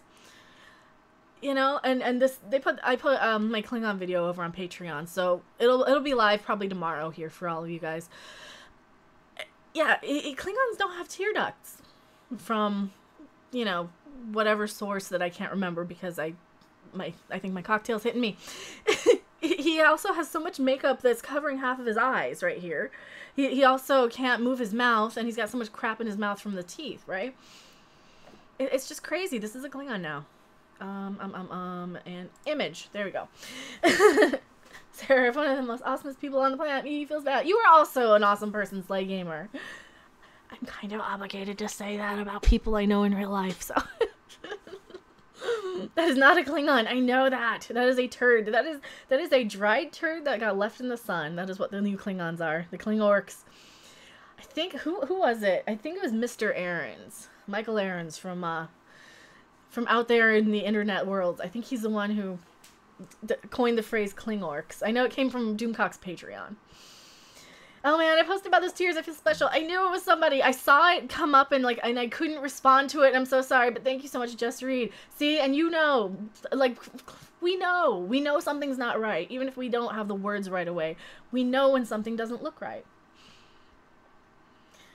It's Angry Mr. Flibble here. I saw somebody respond to him. Hello, Angry Mr. Flibble, if you're here. Also, I did give you a shout out in my video today, and subscribe to him. He actually put a really cool video up. Wait, how do they lubricate their eyeballs with no tear ducts? Well, that's what I thought. That's what I thought. You know, and that's just what Just Read said on my Patreon, that they don't have tear ducts. But still, I mean, the Klingons wouldn't cry anyway because they're warriors. Why would they cry? Well, he's not crying. He's probably reacting to the damn context that they have in his head. This is how they treat their actors. You know, they stick them in all this makeup and they don't even give them anything to work with or lines. How many of these actors are just background characters? You know, like the Saurian in the elevator at the very end of Discovery's trailer. That Saurian who sneezes on somebody, like, that actor in the Saurian costume probably sat in makeup at like 4 a.m. for hours and hours and hours just to stand there and do nothing. And he's going to be a regular on the series probably the whole season. He's never going to have a line. I will be surprised if he has a line. I will praise the writing for that episode, that they actually gave him a line if he does. It's not going to happen, though. They barely give, you know, what's her name, Lisa Left Eye and Mrs. T a freaking line in the show. And they made a point to show them in the trailer, too, that some of the background characters had lines this season. Because they know we complained about it. We're complaining loud enough. Well, let's go. Time to get swool. Swool. Is that like this? Is that like this? I just do shit posting. Shit posting is fine. Shit posting is great. Maybe DS9. Definitely not tear ducts. Can't remember that episode of TNG. Maybe DS9. So they don't. Yeah. You have a good memory about different fighters that exist in the Star Trek universe. It depends. I know a little. You know, if it's a Babylon 5 ship, I have a much easier time recognizing a Babylon 5 ship or a Stargate ship than Star Trek sometimes. Because I think I'm more invested in Babylon 5 and Stargate than Star Trek anymore. Because Star Trek hurt me. You know, Star Trek and Star Wars hurt us all. And, man. but yeah, like a Babylon 5 ship, absolutely. Poor dude, no wonder they're crying. Exactly. He's not doing nothing, just like everyone else on STD. He's positioned just right so Mikey Spock can look better, and she will tell him how to be a better Saurian. Yeah, she'll have to give him a lecture, say, now this is what it means to be a Saurian. Just like she had to give him that fake, I know, you aren't feeling very good. She just talks so condescending, like she's talking to a kindergarten class. Oh, Lord. Morning up, I missed much. So Star Trek is dead. There's an alleged post out there that Doomcock's going to react to tonight in about 3 hours. So I'm not going to stream for more than another half an hour tonight. Doomcock will be streaming tonight at 10:30 about this, and he has more sources and more information. But apparently there is information out there that they're gonna be taking Picard and making him into like the JJ universe, and they're going to just completely destroy Star Trek canon as we know it. And this is why I put the Star Trek is dead sort of thing. So we're having yeah, smoke them if you got them, drink them if you got them, light up if you got it. We're gonna have a toast to the memory of Star Trek. So 10:30, what time zone? Central. 3 hours from now. 3 hours from now. And then there's another one at 3:30 in the afternoon. The stream lag, I'm sorry, killing the entire explanation. Here, I will pull it up on screen for you guys. I will pull it up. So here's the post. Hopefully you guys can see it. So I have bad news. Info just in. Kurtzman is in charge of Picard, and it's being made into the BR universe, the same as STD. It'll show Romulus and Vulcan as destroyed, and will not be the same timeline Picard as we know. This is the darker part. The details will include the new Klingons, and nothing visually will quite match as well have the same changes to avoid infringing the copyright as this, and the same BS. The only thing that could change this is Les loses control of CBS and Sherry fires Kurtzman. Right now, this deal looks dead. Also, somebody just popped up something. I'm so sorry. Oh, a new subscriber. Thank you so much, Jose Luis. Thank you so much for subscribing. Those green-blooded bastards. Tell Dukak hi for me, please. I'll catch the next live stream. Yes, it is an Irish wake for Star Trek. Yeah, we gotta finish up this one and go to the next, because this is a drinking stream. This is a drinking stream. Those green-blooded bastards. Thank you for pointing out the eye-covering makeup nonsense. It bothers me. I don't like the Klingons, like, not being able to act. Klingons used to be fucking sexy. I did not want to sleep with these Klingons. I want to sleep with the old Klingons. Why can't... Where are my old Klingons, damn it? We want my old Klingons. Oof, and there's me already having no hope for Star Trek. Bleentron says, hello, Blake645. I see your Parappa icon. Hello. I actually played a little Parappa on my channel. It's probably still up here. I'll catch a stream tomorrow, getting late in the UK. Bedtime for me after this. Well, thank you so much for being here, Jez Oldfield. I will be at the very least, I'll be in his chat trying to moderate, and hopefully we can keep things... We can keep him calm and keep him from letting Harvey out. As much as I love Harvey and I want to just give him snuggles, but man, we don't want him out yet, you know? We still have a season of The Orville to watch. We still have a couple of things to look forward to. We can't let Harvey out yet. Dynamo says, do you think Kerry Russell, who plays Love's Luke interest Mara Jade, might be the answer to save Star Wars franchise? Is it official that she's actually playing Mara Jade, or is it still rumored? Because on one hand, I heard she was playing Mara Jade, and the other hand, I heard she's not, that she's just going to be Rey's mother. So I haven't heard anything confirmed. Yes, today is a wonderful day to push the button, TM.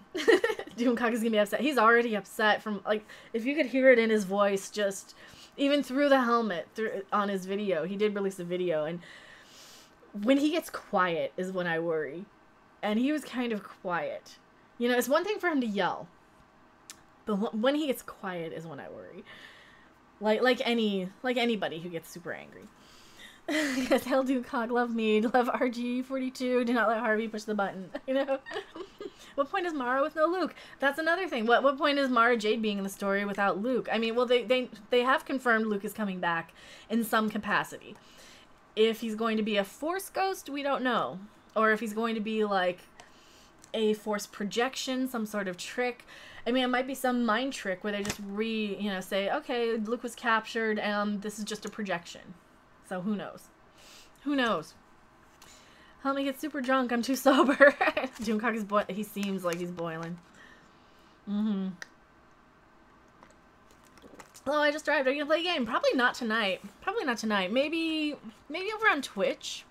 I don't know. It depends on how tipsy I get today. You need to share some of that with me. I need it. I know. Well, I've got them in these stupid pouches, and they don't really do anything. But it's so funny. So I bought an icy in one of these pouches because I'm 12 apparently, and I'm like, oh, an icy! I haven't had an icy forever. And then so the cashier's like, oh, if these are alcohol, I gotta have somebody else ring them up. I'm like, no, they're not. They have alcohol in pouches. So apparently they have alcohol in pouches. So couldn't find it. Did you do a reaction to the Orville? I haven't. I did it live. We did a live reaction to the Orville. I am scared to death of copyright for the Orville, so we did kind of a live trailer reaction. My thought on the Orville is, holy shit, it looks amazing. I am so excited. Just the overshot. Did you guys want me to do a trailer breakdown? I have the trailer somewhere, and I just haven't spent time grabbing screenshots or anything. But I would love to do like a trailer breakdown of the Orville. Is it too late to do a trailer breakdown? Because I would love to talk about something I love. And I love the Orville. I love Seth MacFarlane. He's kind of one of those, he's one of those guys that I just have such respect for. Even if I haven't watched Family Guy in forever, he's such an amazing intellect. He is kind of, I don't know if I want to say this on stream, but I kind of have this sort of type. This sort of, like my dream man sort of type has to be extremely intelligent, have music ability, have extreme wit, have extreme you know, have an extreme sense of humor, have interests like all over the place, and I think like Seth MacFarlane definitely falls in that category. Trey Parker absolutely falls into that category. It's not so much a visual thing; it's very much a personality type. So I have such a soft spot for Seth MacFarlane, and I have for like 20 years. Same thing with Trey Parker. Please do a trailer breakdown. I can totally do a trailer breakdown at some point. I'm so scared of copyright. I think if I use screenshots, it'll be okay. Maybe I'll stick it on Patreon at first or something. But I would love to. It's never too late to talk more about the Orville. I did notice they reused a bunch of effect shots from season 1 in the trailer, but it's also months from release. Just banjo music to go with the day drinking. It's 7:30 in my time. It's not really day. Remember Terraria Tuesdays? Neither do I. Oh god, that was years ago. Good night. Thanks for responding and inviting me to your Discord. Catch you on Doomcock when I can. Good night and may the force be with you. Good night, Jess Reed. Thank you for being here. And may the force be with you and live long and prosper. Absolutely. Klingons. The Kling orcs. So you're saying I have a chance? I don't know. I probably could have described Doomcock there too. Dinner time, catch you on Doomtalk stream. Well, thank you for being here, DJ Ray. Please, no more deadbeat dads, damn it. What do you mean deadbeat dads? Who's a deadbeat dad? Alright, we gotta drink the rest of this. There's only like one tiny little sip in there. Alright, that's drink number 1 down. Have you seen Pacific Rim Uprising? I just watched it earlier. I have not. I've never seen the first Pacific Rim. And I kind of need to. Because I heard it was kind of decent. I heard that the first one was good, but the second one was kind of meh. Random Terraria Tuesdays. Now I wish I would have been around for that. I would love to play Terraria. I do have... Sometimes I play Terraria. I mean, it depends on who's joining. I really don't like playing with a lot of people, but maybe since it's not like a daily pressure thing. Hello, Rose Tico Enthusiast! I didn't realize you had a Discord. I already joined. Yeah, I think I have the link in here. That's the public one. I'm going to have a private Patreon one, I think, as well. I think I'm going to have to. Also, this is melted. Thank you so much. Is this the hurricane? This is the hurricane. Nice. I haven't seen Pacific Rim either. I need to. I know that John Boyega is in the newest one. And I know he was in Attack the Block, so... I remember liking Attack the Block. I don't remember him in it, but I remember like Nick Frost being in it, and I'm more of a Nick Frost fan anyway. EVS fan. I think Rose Tico Enthusiast does. He did get that name from EVS. I'm assuming it's a guy. I'm assuming. I do love Ethan's channel when I get to watch him. Sometimes like the Comicsgate stuff I don't really watch because I don't really follow comic books. But my first time watching Ethan Van Sciver was when he did his live sort of Last Jedi reaction. And he was like, oh my god, what is this shit? And I'm like watching somebody who has, you know, 7,000 subscribers, comic artist Pro Secrets, doing a Last Jedi thing that came into my recommended, and it was live. And I'm like, I don't know who this guy is, but he's kind of funny. And he's kind of devastated. And then I dug around, I'm like, oh shit, this guy draws legit Green Lantern stuff. He's a real person. He's like a real famous person, you know? Like, we're all real people, but he's a real famous person. So, of course, I went back and subscribed after. I don't remember if I subscribed immediately, but he did keep coming up in my recommendeds back before he had, like, even 10,000. Have you played any Star Trek games before? I've played a couple. I've played Star Trek Adversaries a little bit. Just a little bit. Just a little bit. You're a very good YouTuber, but I'm going to unsubscribe from your YouTube channel. I'm sorry, bye. Well, thank you for being here. Yeah, I don't actually do a lot of live stream gaming stuff. This is more of us just kind of chatting about Star Wars and Star Trek. And I have changed over to like a lot of editorial sort of videos, so I don't, you know, I hate to see people unsubscribe, but, you know, I totally understand, especially, like, if you subscribed and I was playing games, you know, a couple years ago, and now, all of a sudden, I'm not. The Butter song is perfection. Did he sing Butter in that video? He didn't sing it in that first time, no. That's kind of how I found EVS. He's funny. He's really funny.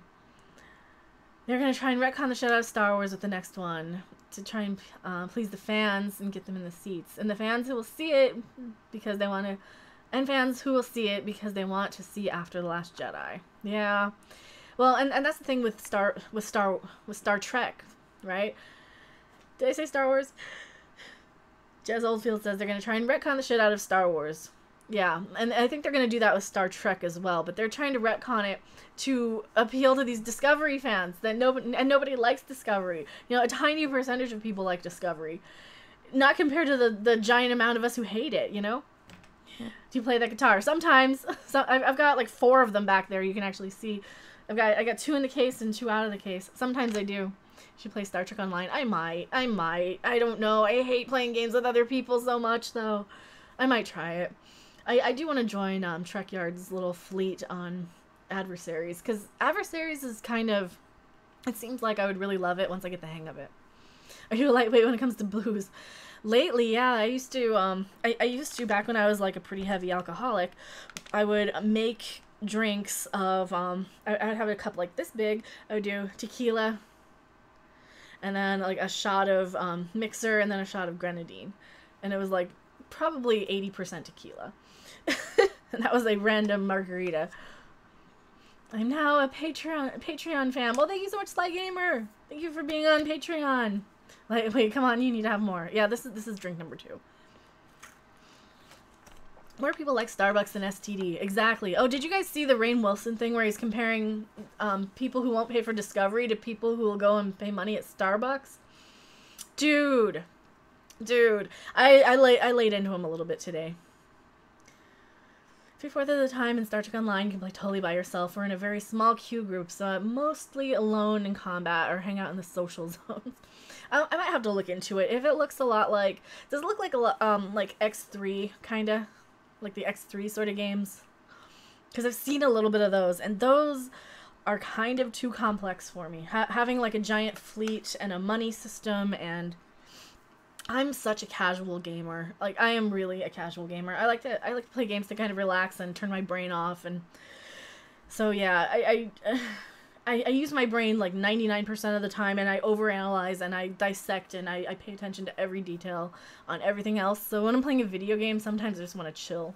You know, sometimes I just want to poke the tablet and be like, "Yay! I got a new data! Yay!" So I play a lot of Star Trek timelines on my tablet. I'm a card player. I'm a filthy card player. I actually pay money, $4 a month for it. Yeah, $6. Starbucks failed in Australia because we have better coffee. There's better coffee everywhere. Like, God, isn't Tim Hortons better than Starbucks in Canada? And there's another one. I can't remember. Eric Hawk says, I've played it since beta for 9 years. It's hard once you get into the swing, but there's a little learning curve when you get to the higher levels. Okay. My Discord intro message. It's dangerous to go in alone. Take Sly Gamer. Yeah, never go into Discord alone. I'm usually not on my Discord. I don't even think I have it. I don't think I have it up right now. I don't. But I have Steam up, and, you know, people can always friend me on Steam. I never play multiplayer on Steam, though. I love Star Trek Online. Personally, for me, it's my post-Nemesis canon. And I've heard a lot of people really pissed that they're adding Discovery content to Star Trek Online. Angry Mr. Flibble says, I downloaded Star Trek Online and played 15 minutes of the tutorial, but had to reinstall Windows and never bothered trying again. That kind of seems like something I would do. I would play for like 15 minutes. I would buy like a $60 game, play for 15 minutes. Yep, I'm done. Like, I've got Assassin's Creed Origins sitting there. I've only played maybe 3 hours of it. But I mean, at least with Star Trek Online, I think it's free. Maybe I'll download it. I don't know. I do have Adversaries that I've played a couple of times, but that's more of a card game, and I think maybe I can wrap my head around card games a little better.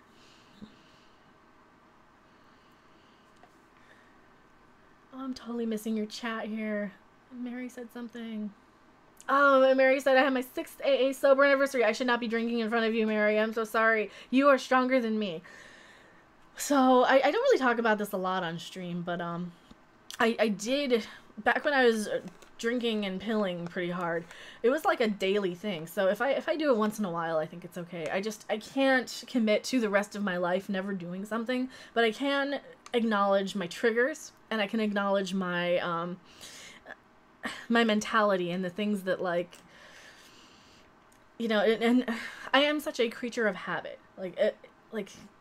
If I get into a pattern of, okay, every time of day I need to do this thing or ingest this thing, or, you know, I will eat when I'm not hungry because it's time. And so for me, like, recognizing a lot of my triggers are how it actually helped me stop. So But yeah, that being said, 1903 TX says, I always buy AAA games for used and cheap. I usually do. Have the fellow UK chatters gone to bed? Probably. They probably have. Star Trek Online lifetime subscription is $100. Wow, that's a lot of money. That's a lot of money. Only 3 hours of game to get on my level. I literally have over 1,000 hours of Terraria. I have like 700 hours on Terraria, I think, or 800. Doesn't bother me anymore. Awesome. Yeah, if you get to a point where it doesn't bother you, that's also... For me, it was like opiates. I cannot be around them. I can't think about them. I can't see them. Can't have them in the house because I'll be thinking about it. You know, if I know they're somewhere, I'll be like, they're there, and I can just go. I can just go get it. So I have to say that's the thing. That's the thing that I cannot have. And the same thing with like if I drink too much. So it's a once in a while thing. And yeah, congrats on 6 years. That's actually something really amazing. I couldn't do it. I couldn't do it. Are you more of a superheroes or sci-fi fan? Probably sci-fi. Probably horror on top of that, though. But superheroes to me are the things that, like, they're in all the movies. So, of course, you're going to see the superhero movies because that's, like, the newest, latest, and greatest. But, I mean, yeah, give me a good obscure horror movie any day. Or a good funny movie or something. Give me a good low-budget movie, you know? It's one of those things, like, if John Wick 3 goes up against, and I'm kind of counting that as a lower budget movie, if John Wick 3 goes up against the next Infinity War movie, I know what I'm going to see. I'm going to go see John Wick 3, and I'll be like, I don't care about Infinity War, who cares? Howard the Duck. Oh my god, Howard the Duck. Play Star Trek Online, free to play, and it's fine. You never have to spend any money on anything if you don't want to. Yeah, and is it a really grind-intense game, though? Because I have maybe, like, 10 minutes a day to put to a game. I really don't have time. So if it's a game that I have to grind for more than, like, a while, I will never, ever play it. If I have to be at my computer for more than, like, a half an hour, I will never probably play it. Do what you gotta do, girl. I know. I love the John Wick movies. Me too. Holy crap, there's a figure that I saw from Comic-Con that looked really awesome of John Wick. There's no way I could afford it. Those are all the really expensive, awesome, really good figures. You got real with us there. I do. Sometimes I do. Sometimes I do. Sometimes I do get real. I have alcoholics in my family. Couldn't go one day. I was blackout, pass out drunk. Yeah, and well for me, okay, so for me when I was drinking really bad, I would get like 90 Vicodin. And I would burn through them in about 14 days. And then I would flip over to tequila. Like, or, you know, I would get like a couple of wine cooler 6-packs and then like a couple of gallons of tequila to last until, you know, like a week or 2 weeks until I got the next thing of pills, so. Yeah. And that's why I can't. I get into habits. I think it's more of a habit than an addiction for anything. And this is why I kept gaming and I kept doing YouTube streams for so long, because you get into a habit. You gonna play Psychic Spectres? Nope. I am not. Absolutely not. John Wick 2 is the best. John Wick 2 was better than the first one because I didn't have to see the dog. Like, I didn't have to see that puppy get hurt. I am so... Oh no. It takes a really special kind of something for me to get over what happened in that first John Wick movie. Dude, that beginning. I'm like... Yeah, I would have not killed the guy so quickly and painlessly if they did that to my dog. Or cat or anything, so yeah. That is breakfast. It's pretty high. It's pretty high right now. I believe the exchange rate in Star Trek Online is like 200 plus dilithium per zen. My husband doesn't keep it in the house. Yeah. The same way alcoholics on both sides of my family. Yeah, and I know that. We have like... I'm glad that you toned it down. What would we do without you? Well, and that's the thing. Like, I kind of went nuts a few years ago. I'm like, you know what? Screw it. I'm going to England. I went through a complete life change, and that's how, like, half of my stuff got left. But the puppy scene is tough to watch. Yeah, I can't watch the beginning of John Wick anymore. Like, not the first one. I tell my son he can't try it at all. Definitely the puppy was sad, but that's what makes John Wick so good. He gets revenge. I know, and for something like that, yeah, that I can live with. But there's other stuff, like if I see animal stuff or even people that I kind of, or aliens that kind of look like animals. This is why I couldn't get past Rick and Morty. There's a couple of, like, animal things in the first episode I ever watched of Venture Brothers, which will now be the last episode, because screw that shit. I'm not going back. You made me sad, and you bummed me out, and then I spent the whole episode of Venture Brothers thinking, I could just be watching South Park right now. There's, like, 4 episodes of South Park I haven't seen, so... John Wick is great because of how much is said without dialogue. Exactly. Marley and Me, I can't watch. I haven't watched that one.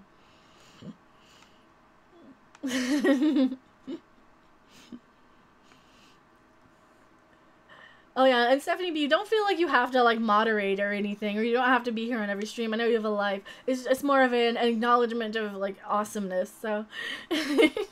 But yeah, you don't have to, like, moderate the stream, like, per se, like I do with Doomcox. It's definitely if you wish to, you can, but it's definitely an appreciation of everything you do behind the scenes on the YouTube stuff. So, I think everybody has, I think every YouTuber, pretty much, that I watch has had some interaction with Stephanie B on Twitter, and we all, you know, from, like, Odin's Movie Blog and Jeremy from Geeks and Gamers, like, we all know Stephanie, so. So sad about what Lord Doomcock has brought to light. I know. This is why I want to go live. One of my favorite Rick and Morty episodes. I couldn't watch anymore past the one where they had to kill the guy with the what was the one? It was like an alien sort of guy, and they're running away from him. And the old guy's like, and oh god, I hate the voice acting so much in Rick and Morty too. But the old guy's like, no, just leave him. He's just a robot. And then he wasn't. He's like a guy, and he's got like a wife and kids. But it kind of looks like an animal, or because he's an insect. I couldn't make it past that. Oh, plus the dog. I can't make it past the dog stuff, because the dog stuff's kind of sad. I think I might have blocked it out, but there was just stuff about anytime it's something like that something really bothers me about a show. I usually will block it out and make up like 50 million other reasons. So. So cool that YouTube has such a nice audience. I know, and YouTube is great for, like, just hanging out and chatting. You know, YouTube is quickly becoming talk radio, especially live chats. So anytime people go live and just kind of hang out, it's very much like a talk radio show. And I'm definitely somebody who can just blab constantly. I can talk about nothing for hours. And don't worry, Morty, they're just robots. And then he wasn't. Oh, that bothered me. That really bothered me. That and the voice acting, I just couldn't, like, okay, I'm out. That's it. There's too many things that are annoying me. And I think I even watched it in Colorado, kind of under the right influence back then when I watched it, so I can't watch Rick and Morty. I like Rick and Morty, but the fan base is so bad, it's putting me off the show, Angry Mr. Flibble says. Yeah, and that was another thing. I watched it after, I think, the Szechuan sauce stuff. So I already had that kind of in the back of my head, and the fans that from Comedy Night that would go yell, "I'm Pickle Rick!" Like, oh lord, those are as bad as the people who get on Comedy Night and yell or sing the Smash Mouth song or go in and yell the N-word over Comedy Night, because that's something you do. So Comedy Night, it was a video game I would play for a while, which is basically like open mic night, the video game. So you go up on stage and you talk about all of the, you know, you try and tell comedy, you try and tell jokes, right? Or you can get into rooms and you can sing. And yeah, there's just so many people who just would get up on stage screaming, "I'm Pickle Rick!" I got really old really fast, so. Sometimes it's fun to talk about nothing. I know, and this is better than dwelling on, I can see in my other monitor all the stuff that's really bothering me. So, like, I have this article up about Star Trek just getting completely retconned, and I'm so mad if it's true. Oh, Lord. Never seen Rick and Morty. Do I need to? You know, if you like kind of crude humor and animation, and you kind of want an R-rated Back to the Future, then yeah. I would definitely say it's like kind of an R-rated Back to the Future, but there's a lot of problems with it from my taste, and a lot of it's just taste. Taste is so subjective. You know, it's the same thing with a lot of the Adult Swim shows. They're really, really hit and miss for me. So that's why I really like a lot of the like the first couple of seasons of C-Lab 2021 were great. The first, like, Space Ghost Coast to Coast was great. Aqua Teen Hunger Force. But then I really couldn't stand, like, Harvey Birdman. Just could not stand it for whatever reason. And it might have been just the voice acting, and it might have been the aesthetic, and it might have, you know, who knows. Same thing with, like, Venture Brothers. Just can't do it. But of course, with something like the Venture Brothers, I never watched, like, Johnny Quest. I just couldn't stand that type of show anyway. Like, any of the action adventure sort of shows I didn't like, so. And that's kind of how I kind of throw Rick and Morty into that sort of the same of, you know, it's an animated show that I should like, but it's so hit and miss for me. Do you own all the Star Trek movies, including the Kelvin timeline? I have all the Star Trek movies and one of the Kelvin timeline, because my mother gave it to me. I don't know if you guys can see them. Yeah, I've got them there. They're actually the first pressing. Yeah, I do have all of the movies, up to Star Trek 2009, and then after that, I'm like, no. But I don't think my mom paid anything for it. I think she found it, like, for $1 on Black Friday. So, is it like Robot Chicken? Actually, I like Robot Chicken. I don't know. I think Robot Chicken is better than Rick and Morty, in my opinion, and Venture Brothers. Yeah, I actually like Robot Chicken quite a lot. Old Space Ghost is better. Well, I like Cartoon Planet better than Coast to Coast, because Cartoon Planet had more brack, and it was more silly, and more, random songs and funny, you know, it was crazier. And I was like 14, 15 when it came out on TBS, so. And then they moved it over to Cartoon Network. But I remember old Cartoon Planet. No. We need to buy all the Prime Universe series with all these fools. Will these fools discontinue streaming them? I think they might. Dear God, I think they might. I would imagine CBS All Access is going to get their hands on the original series at some point, maybe. I would recommend owning them anyway. Dear, let me see. It feels like they're going to retcon it, and whew. I don't know. I mean, as long as we have DVDs and as long as we remember it, it's still going to be a thing. But I don't want in like 20 years for that to be the only thing that we have. And at least like in 1,000 years, we'll have an archaeological layer of DVDs that we can kind of use as reference. And all this new stuff, like all these streaming service shit things, will be completely forgotten because nobody will know how to use computer technology to make it work. But somebody somewhere will find an old DVD player or a PlayStation or something that works, and a DVD that still is okay, and they'll be able to pop it into some CRT TV that they dusted off that still works, because those things are kind of indestructible. And in 1,000 years, people will still know Star Trek, because these new shows will be nothing. They'll just be lost to streaming services. Nobody's going to buy the goddamn DVDs, or nobody's going to notice enough, you know, but somebody's going to find somebody's collection of, like, DVDs, like mine, or whatever. And it'll be just like Jason X. Yay, we found more DVDs. If anyone saw Jason X and knows that they were kind of finding all this archaeological stuff, like DVDs. I see the Mel Brooks box collection. Yeah, I do have the first one. That's missing a couple of movies, I think. I think that's missing... Is it missing Spaceballs? That might be missing Spaceballs. JJ needs to chill and take 10 years off. Yes. JJ needs to not make... Hollywood. JJ, no more Hollywood for you. Bad JJ. It's a bad JJ Abrams. No more Hollywood for you. Nightlish Shadow says, I like the Kelvin films. They're flawed, but they're not as offensive as Discovery. That is true. Well, the two that I've seen, I saw the first one and the third one. I did not see the second, because you are not going to convince me that Benedict Cumberbatch is Khan. Sorry. You're not going to tarnish Khan's name, in my opinion. All of Lucasfilm needs to take 10 years off, yes. Angry Mr. Flibble says, I have all of Star Trek on Blu-ray, including the Kelvin movies, for the sake of completion. Yes, but I won't be getting STD on Blu-ray. Yeah, that's another thing. Let me formulate my thoughts. They think so little of us that they think we will just buy anything to complete our collections because it's on DVD or Blu-ray. And this is why they're doing this to everything, because they think so little of Star Trek fans and of nerds because of what Big Bang Theory has portrayed us to be. You have all these casuals that watch stuff like that, and they think that they know what nerds are and what geeks are. And some of us are like that. Some of us will buy anything. But we have a breaking point. You know, there are there's a breaking point to some of this where we will just say, no, I'm just not going to buy it. No, I'm just not going to see it. And look at what James Rolfe did when he refused to review the Ghostbusters 2016 movie. People started calling him man baby and all this and that and all the other and misogynist and every other name in the book, in the SJW playbook that they were just writing at the time.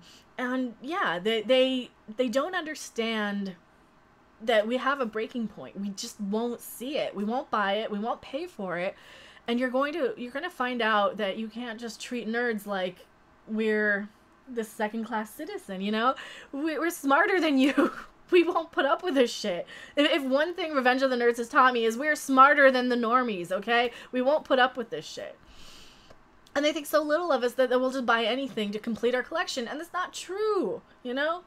There are some things I won't own because I don't approve of it, you know? I don't have Stargate Universe. I am a huge Stargate fan, and I don't have Stargate Universe. And that's more of a, well, the show wasn't very good, so I'm not going to spend money that I don't have. And if it's something that I really, really loved, yeah, I will buy it and complete the collection, you know? It's just so frustrating. And same thing with Enterprise. I didn't love Enterprise. I didn't buy Enterprise, you know? I hate the Big Bang Theory. I always felt like it was for nerds, but making fun of nerds. Yeah, it wasn't for nerds. They were the punchline, exactly. Benedict Cumberbatch is just Khan after plastic surgery from Section 31. Yeah, but he doesn't have the balls of Khan. He doesn't have the machismo. He doesn't scream sex like Khan. As a woman, does all this women are better than men everything make you feel empowered? Oh God, no. If you're new to the channel, I speak out against that male bashing shit all the time. We need both sexes. We need men and women. Anytime I see some woman on Twitter, you know, bashing men, they always say, oh, you're going against your own. And we could do with fewer men. We could do with less men. They just say less because they don't know that fewer is the correct term. I always get on their case and say, are you really that fucking stupid? We need both genders. We need men and women, or else there won't be people. This is how people are made. Oh, I always go off on that. So, no, I am not a male basher. I appreciate the need for both genders on this planet. And I have respect for them, whereas a lot of these kind of false feminists don't. And this is why I'm so outspoken against Ghostbusters 2016, and I'm so outspoken against the Force is female shit. Or Star Trek now with the future is female. Because Star Trek Discovery has been doing that. You know, they have a little tweet out there that says, oh, the future is female. No, it's not. You know, and yeah, it was a little easy on the Terminator thing, but, that's probably just due to me being lazy. I didn't read the article, and I did not notice that they're saying, oh yeah, the future is female. We've got all these girl-powered Terminator robots. And that's on me, and I'm sorry about that. And if I see more information like that come out, I'm going to revisit that Terminator 6 video again. And I'm gonna probably change my mind and say, yeah, this needs to be stopped if I see male bashing and stuff. But right now, from what I've seen, you know, it seems okay, but...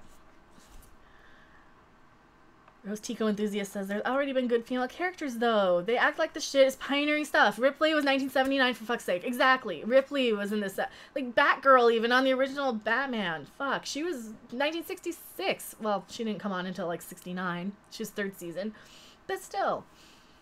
The Force is a neutral gender for both male and female. Well, the Force is, like, is a non-gendered entity. It's not a being. It's a... I could kind of get more into, like, the science behind what I think the Force is, but I'm trying to eat right now, but this is more important. Well, thank you for being here, Sly Gamer. And Nyla Shadow says, Enterprise is great in my opinion. It starts slow, but it gets amazing by season 4. That's what's tragic about the series. If they ended it when it finally gets really fucking good. Yeah, season 4 of Enterprise... It's almost just picking up Enterprise just because of season 4. Because season 4 did kind of erase the boringness of the Xindi plot, in my opinion. In my opinion, the Xindi that Xindi story arc went on way too long and was kind of uninteresting. And they could have done it really well. But at least Enterprise, by season 4, they brought in Shran. Jeffrey Combs. I absolutely adore him in anything he's in. He was great in Deep Space Nine. He was great in Babylon 5. He played a character in that. He's been everywhere. He was in Reanimator. He's Reanimator. So you gotta like, that's my roots. So, like, old school horror, 80s horror is my roots for sure. And God, not old school. That's 80s horror. Though I do know a thing or two about Universal, like 1930s, and I know thing or two about the Hammer era of horror, but I'm definitely more horror than sci-fi, for sure. Yes, all hail Nightbot. Oh yeah, that link that Nightbot spams every half hour is the link for the PayPal only, the non-stream or the non super chat donation link. That's why I'm spamming it every half an hour. What did you think of the Con-esque Augment episode of Enterprise? I actually kind of liked it. I liked it because it gave us a little bit more, and it expanded the Sung family. You know, it expanded that. It expanded more of the Augment stuff that they started, well, with Khan, and then they continued in Deep Space Nine with Dr. Bashir. I really liked that. I think some of the acting was a bit odd, and some of the actors were a bit odd, but man, what was her name? Persis? Without... Yeah, I liked her. She was really awesome, though. I don't know. I just remember she did not wear a bra for that entire episode, and I was kind of okay with that. And it was a 2-part episode, too, or 2 or 3-part episode. So we got some good eye candy, finally. Not that T'Pol was, like, nothing to look at, but... 80s horror, blood and boobs. Exactly. Does it keep freezing on you? I'm so sorry. 2-hour mark, streams usually freeze, so... I'm so sorry. Maybe it exists for these streams, I think so. I thought it added a new level to Dr. Bashir. It did. It did. I really liked that. I wonder if I could lower my quality. Can you guys lower your quality? I don't know if you guys can lower the quality. I can't do it on my end while I'm live. T'Pol. Ooh, her hot dog lips. Oh, I think she was fine. Sub-Commander Hottie. I like her just fine. I think she played the exact same character, though, when she was on Stargate. She played kind of a Jaffa warrior. I lowered it to 480. 720 is not necessary for a stream like this. Oh, okay. Yeah, I've been streaming at 1080, 60 frames a second, but that was from gaming. I changed it over from Terraria. 7 of 9. Oh yeah, 7 of 9 was great. Should I watch Enterprise or not? On the last stream, you're saying season 4 was cool. Yeah, and season 4 is cool on Enterprise. You know, I would give it a shot. I would give Enterprise a shot. Watch it in order. If seasons 2 and 3 get kind of boring, you at least know season 4 is great. I wouldn't skip them though, because there's some important stuff in there. Oh Lord. Yeah, I would say watch Enterprise and just watch it in order. I think that's good. Matt Daniel says it's freezing. I thought it was my computer. Oh no, my stream freezes every time I watch Nerdrotic. It freezes every time I watch Jeremy. We used to do games, probably on Twitch, Sly Gamer. I will probably do gaming streams on Switch. Or Twitch. I will probably do gaming streams on Twitch. 480 is fine for streams. I think so. Well, I like to have these up in case people want to watch them later. Vicky Schnerstein says Enterprise is great, the whole series. It got really good in season 4 for me. Absolutely. It's the only Trek show I haven't watched. Jez says. I lowered it to 240. Oh no. I love T'Pol's lips. They're hypnotic. Any more news on Doctor Who? I haven't seen anything else on Doctor Who. I really haven't. But yeah, the 2-hour mark exactly will definitely be the thing.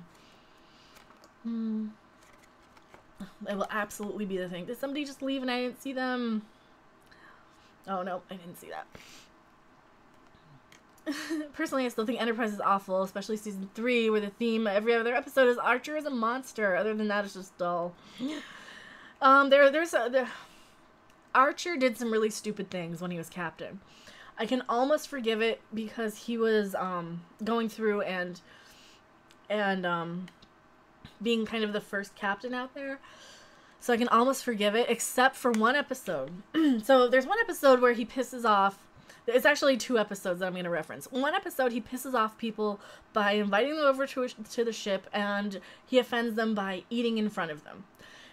With their mouths. You know, humans eat with their mouths in front of people. Like, it's a gross, dirty thing to this alien species. Which I thought, okay, that's really interesting. That's Star Trek. So what does Archer do a while later? He goes and I need to turn my fan off here.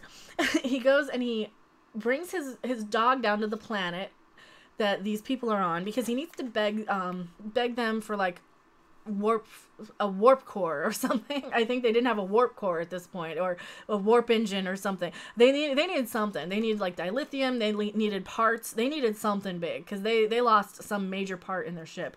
So he goes to this planet, and he brings the dog with him, and the dog pees on a tree, and he pisses these people off again. You already know the species is kind of hostile and kind of crazy, and you didn't think to ask, hey, we would love, we have a request for you. What is your culture like? Can you give us a book? Can you give us something? Of course, any idiot would know, don't take your dog down to a planet and pee on anything, you know, duh. But of course, Porthos pees on this tree that's, like, super important. You've come to the right place, Mary.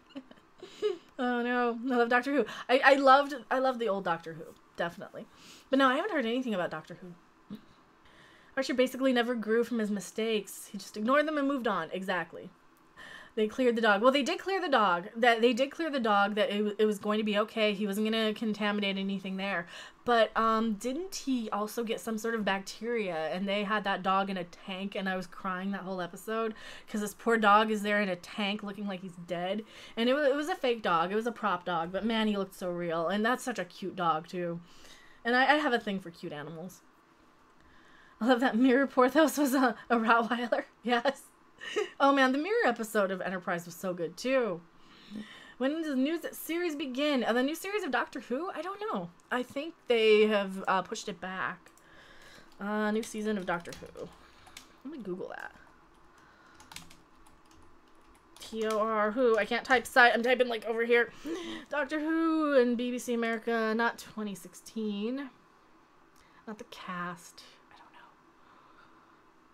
don't know. Air date. I don't know. I think they pushed it back. Fall of 2018. It is confirmed the new season will... This is from bbcamerica.com.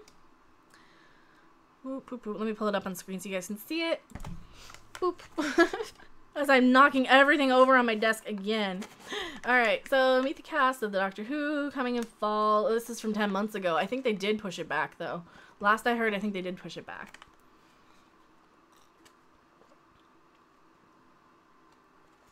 Tom Baker was the best Doctor ever? Yeah, Tom Baker is my favorite, for sure. Oh, she got a few moments in season 1. That's about it. Yeah, I think this is old news, though. I think that's all old news. It says fall. Last I heard, they pushed it back. Enterprise pretty much forgot the co-stars existed. That's another thing they did, too. What about the decamination gel rubbing scene? That was pretty ridiculous. Oh, that was just there for fan service. That was just there so you could see Sub-Commander Hottie in her underwear getting cream rubbed all over her. That's the only reason the gel was there. Probably one of my favorite doctors. I want a more Empress Sato. Phlox is great. I like Dr. Phlox in Enterprise quite a lot. T'Pol actually became one of my favorite characters too. The first time around when I watched Enterprise as it aired, Dr. Phlox for sure. And then after it kind of, after it had been off the air a few years and I went back, I ended up really liking T'Pol a lot more. But yeah, my favorite Doctor of all time on Doctor Who, though, since you guys are talking about Doctor Who in chat, Tom Baker for sure. When I was a little kid, I used to watch a lot of the reruns of Doctor Who. So I saw like Tom Baker and Peter Davison and those doctors. And I think the ones that were around when I was actually watching it were Colin Baker. He was like a current Doctor when I was a little kid, and Sylvester McCoy. So I remember for sure watching episodes with them as they were like as we got them. And I don't think we had to wait that long, but we got them on PBS. So I don't know if like that's different now versus then, or well, I know now we get them on BBC America, so we get it pretty much the same day at the same time. Who just died? Mrs. Garrett just died. Actually, yeah, we gotta have a drink, take a shot for Mrs. Garrett, Charlotte Ray. She died yesterday. If anybody knows the facts of life, anybody who knows anything about me knows I watched the facts of life as a kid. Because I was a girl in the 80s and I watched a lot of Facts of Life, so. A doctor just died. Which doctor just died? Now I gotta Google it. Who died? The day the doctor died. The girl that died. Actor. David Tennant was mine for sure. David Tennant was such a good Doctor, too. Oh, man, I loved him so much. Doctor Who stars that passed away. Peter Miles. I'm not seeing anything from today. If you guys see it, let me know. Colin, I'm guessing. I don't know. Yeah, which Doctor died, you guys? But I mean, I can pull up the death I do know about. So this is the other thing I did want to talk about. I didn't know if I wanted to make a whole video of it, but yesterday Charlotte Rae did die. So I can't find any actual news of it, but it went out on Twitter. Yeah, died August 5th. All right, she died on August 5th. I think she may be confused. Who are you talking about? Who, me? Yeah, I don't know which Doctor died. But here, we'll pull up Charlotte Rae from Different Strokes. She's on Different Strokes and Facts of Life, so... Yeah, remembering Charlotte Rae, USA Today, CNN.com. She died at 92. So she was Mrs. Garrett on The Facts of Life and Different Strokes way back when. I'm not accepting your cookies. And she has apparently passed away a couple of days ago. She played Edna Garrett on The Facts of Life, and I absolutely loved The Facts of Life. I watched The Facts of Life and Different Strokes as they aired when I was a kid. So, yeah, she started on Different Strokes. Absolutely. I remember seeing her. Like, I remember seeing those episodes.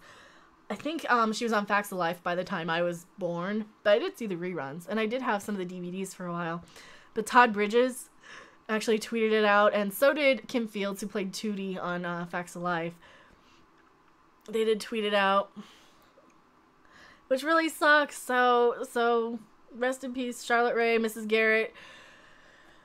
That's absolutely something that that kind of hits, but I kind of also, you know, she's in her 90s, so yeah, she was such a nice lady, such an awesome person. She also, so fun fact, I am kind of a huge Munsters fan, as most people know, and I'm a huge, like, Nick at Night classic TV sort of fan.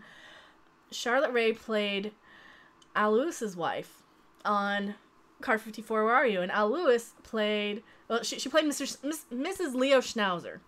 So Leo Schnauzer was played by Al Lewis on Car 54, Where Are You? Who also played Grandpa Munster on The Munsters. And Fred Gwynne was also on Car 54, Where Are You? This is like a 1950s sort of sitcom. And Fred Gwynne also was in The Munsters, playing Herman Munster. So she's kind of connected to the Munsters a little bit by being married to one of them on TV anyway, a TV wife of one. So yeah, that was like the first thing I found with her in it, that I remember seeing her, like the earliest thing that I remember seeing her on. I know, I'm such a nerd. I'm such a trivia nerd. Yeah, he didn't die. We got a woman doctor now. Oh, yeah. Okay, good. I didn't know if you, like, met somebody died in real life. No, the doctor just regenerated, so that happens all the time. Neil Coolin says, I like the Munsters more than the Addams Family. Yeah, the Munsters, oh, wow. When I was a kid, definitely. When I was a teenager, yes. Then a few years later, like in my early 20s, I think I switched over to Addams Family, but they're both really good. Munsters or Addams Family, I just answered that. Yeah, so yeah, when I was like 14, 15, I would sit there and record every episode of the Munsters off of TBS. But yeah, I don't know, maybe still the Munsters, maybe still just a little smidge more for the Munsters, because they were, oh, I don't know, but the Addams Family are, now that I'm a grown-up, I don't know. It's impossible to decide. I like them both. I love them both, so yeah. Addams is maybe a little bit more now. Regeneration, like John Connor in the new Terminator. My favorite's still the Munsters. Oh, the Munsters is good. You know, I think it depends on the day. I can't decide. I love them both. Mackenzie looks good as the Martian in Blade Runner 2049, but now Terminator 6. Oh, you guys are talking about Mackenzie Davis on the Terminator picture. Munsters, Cut and Price, Addams Family, Rival. Well, they both started the same year. They both aired in 1962, so... They both pretty much premiered within a week of each other, and they were both in development at the same time, and they were both shot in black and white when half the shows were moving to color the next year, so, yeah. Or was it 64? It might have been 64. It's been a while since I knew trivia, so sometimes my trivia facts are a little screwy. I've only seen a handful of Monsters episodes. I've seen the Monsters Revenge and Monster Go Home a million times. Monster Go Home is a much better movie than Monsters Revenge, in my opinion, because Monster Go Home still kind of has the same cast from the show. And by the time you got Monsters Revenge, I think they recast Eddie, and they recast Marilyn again, and it I don't know. Monsters Revenge just wasn't as good as Monster Go Home, in my opinion. I can play the theme. I can kind of play the theme on guitar. I'm bad at it, though. Pup Adams and Monsters. No, they're so good, though. They're both really good. 64, the Monster Pilot was in color. Yeah, Family Portrait. I did have a video of, or VHS of the color pilot at one point, back when I had VHS. So, the Monsters Family Portrait episode. It was like, the color pilot was kind of a shorter version of the first episode that they, or one of the first episodes that they shot. So they did reshoot it with all the new makeup and I think a new actor playing Eddie. I think they recast, and that's when they brought in Butch Patrick for the show. Marilyn was so pretty. You know, which Marilyn though, guys? Do you like Beverly Owen or do you like Pat Priest? I think Beverly Owen was a little cuter in my opinion, but she was only on the first season, so I think I preferred her as Marilyn, but she did not look happy. I think Pat Priest had more of an agreeable personality, but I think I liked Beverly Owen a little bit more. Beverly Owen. Gilligan's Island, bring them in. I've got Gilligan's Island on DVD somewhere. I don't think you can see it. Oh, it's behind one of my guitars. Addams Family Values was even better. Oh god, the Addams Family movies were so good. You guys, normally I hate reboots and I hate movies of things, but the Addams Family movies, they actually did something really, really well, and they kind of encompassed everything that made the Addams Family great. Same thing with the Brady Bunch movies too. They were just so surreal and crazy. I mean, they took the Bradys from the 1970s and kind of plopped them down into the 90s. And that's kind of what they did in the Addams Family, but the Addams Family were weird in any time. But man, I love the Addams Family movies. I would love to like live in that universe. Like, you can adopt me. I didn't mind. They could totally adopt me. The Brady Bunch movies are my fave. They were good. Just remember the gentleman who played the father showed up in Pet Sematary. Yeah, Fred Gwynn actually, I love in South Park, they always kind of do that Fred Gwynn impression from Pet Sematary. Yeah. Anytime you have like, oh, you shouldn't go down that road, and they do the accent. I can't do the accent. South Park always does the callback to Fred Gwynn. Christopher Lloyd was awesome in those movies. Christopher Lloyd was an amazing Uncle Fester, considering. Like, who would have thunk that he would be that good as Uncle Fester? Beetlejuice 2. I hope they don't do a Beetlejuice 2. Well, the Beetlejuice cartoon was good. I really liked the cartoon.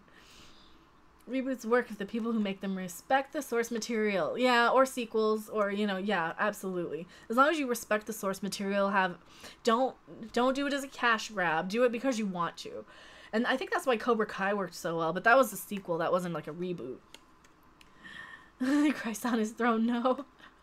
Like when the short guy to a tall guy, we were not supposed to notice or something. Oh no, did I miss something? Did I miss it?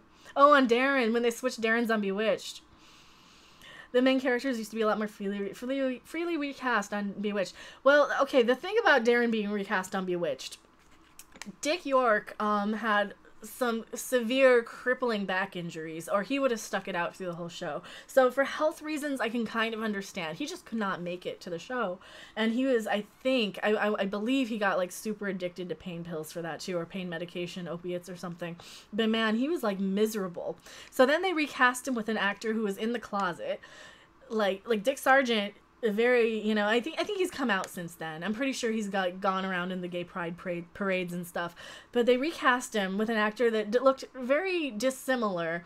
And I think it was actually okay now in retrospect, because I think had they made him more of somebody who had chemistry with Elizabeth Montgomery, I think that maybe they would have, it would have cheapened Dick York, in my opinion. But I mean, to me, Dick York is probably my favorite Darren anyway.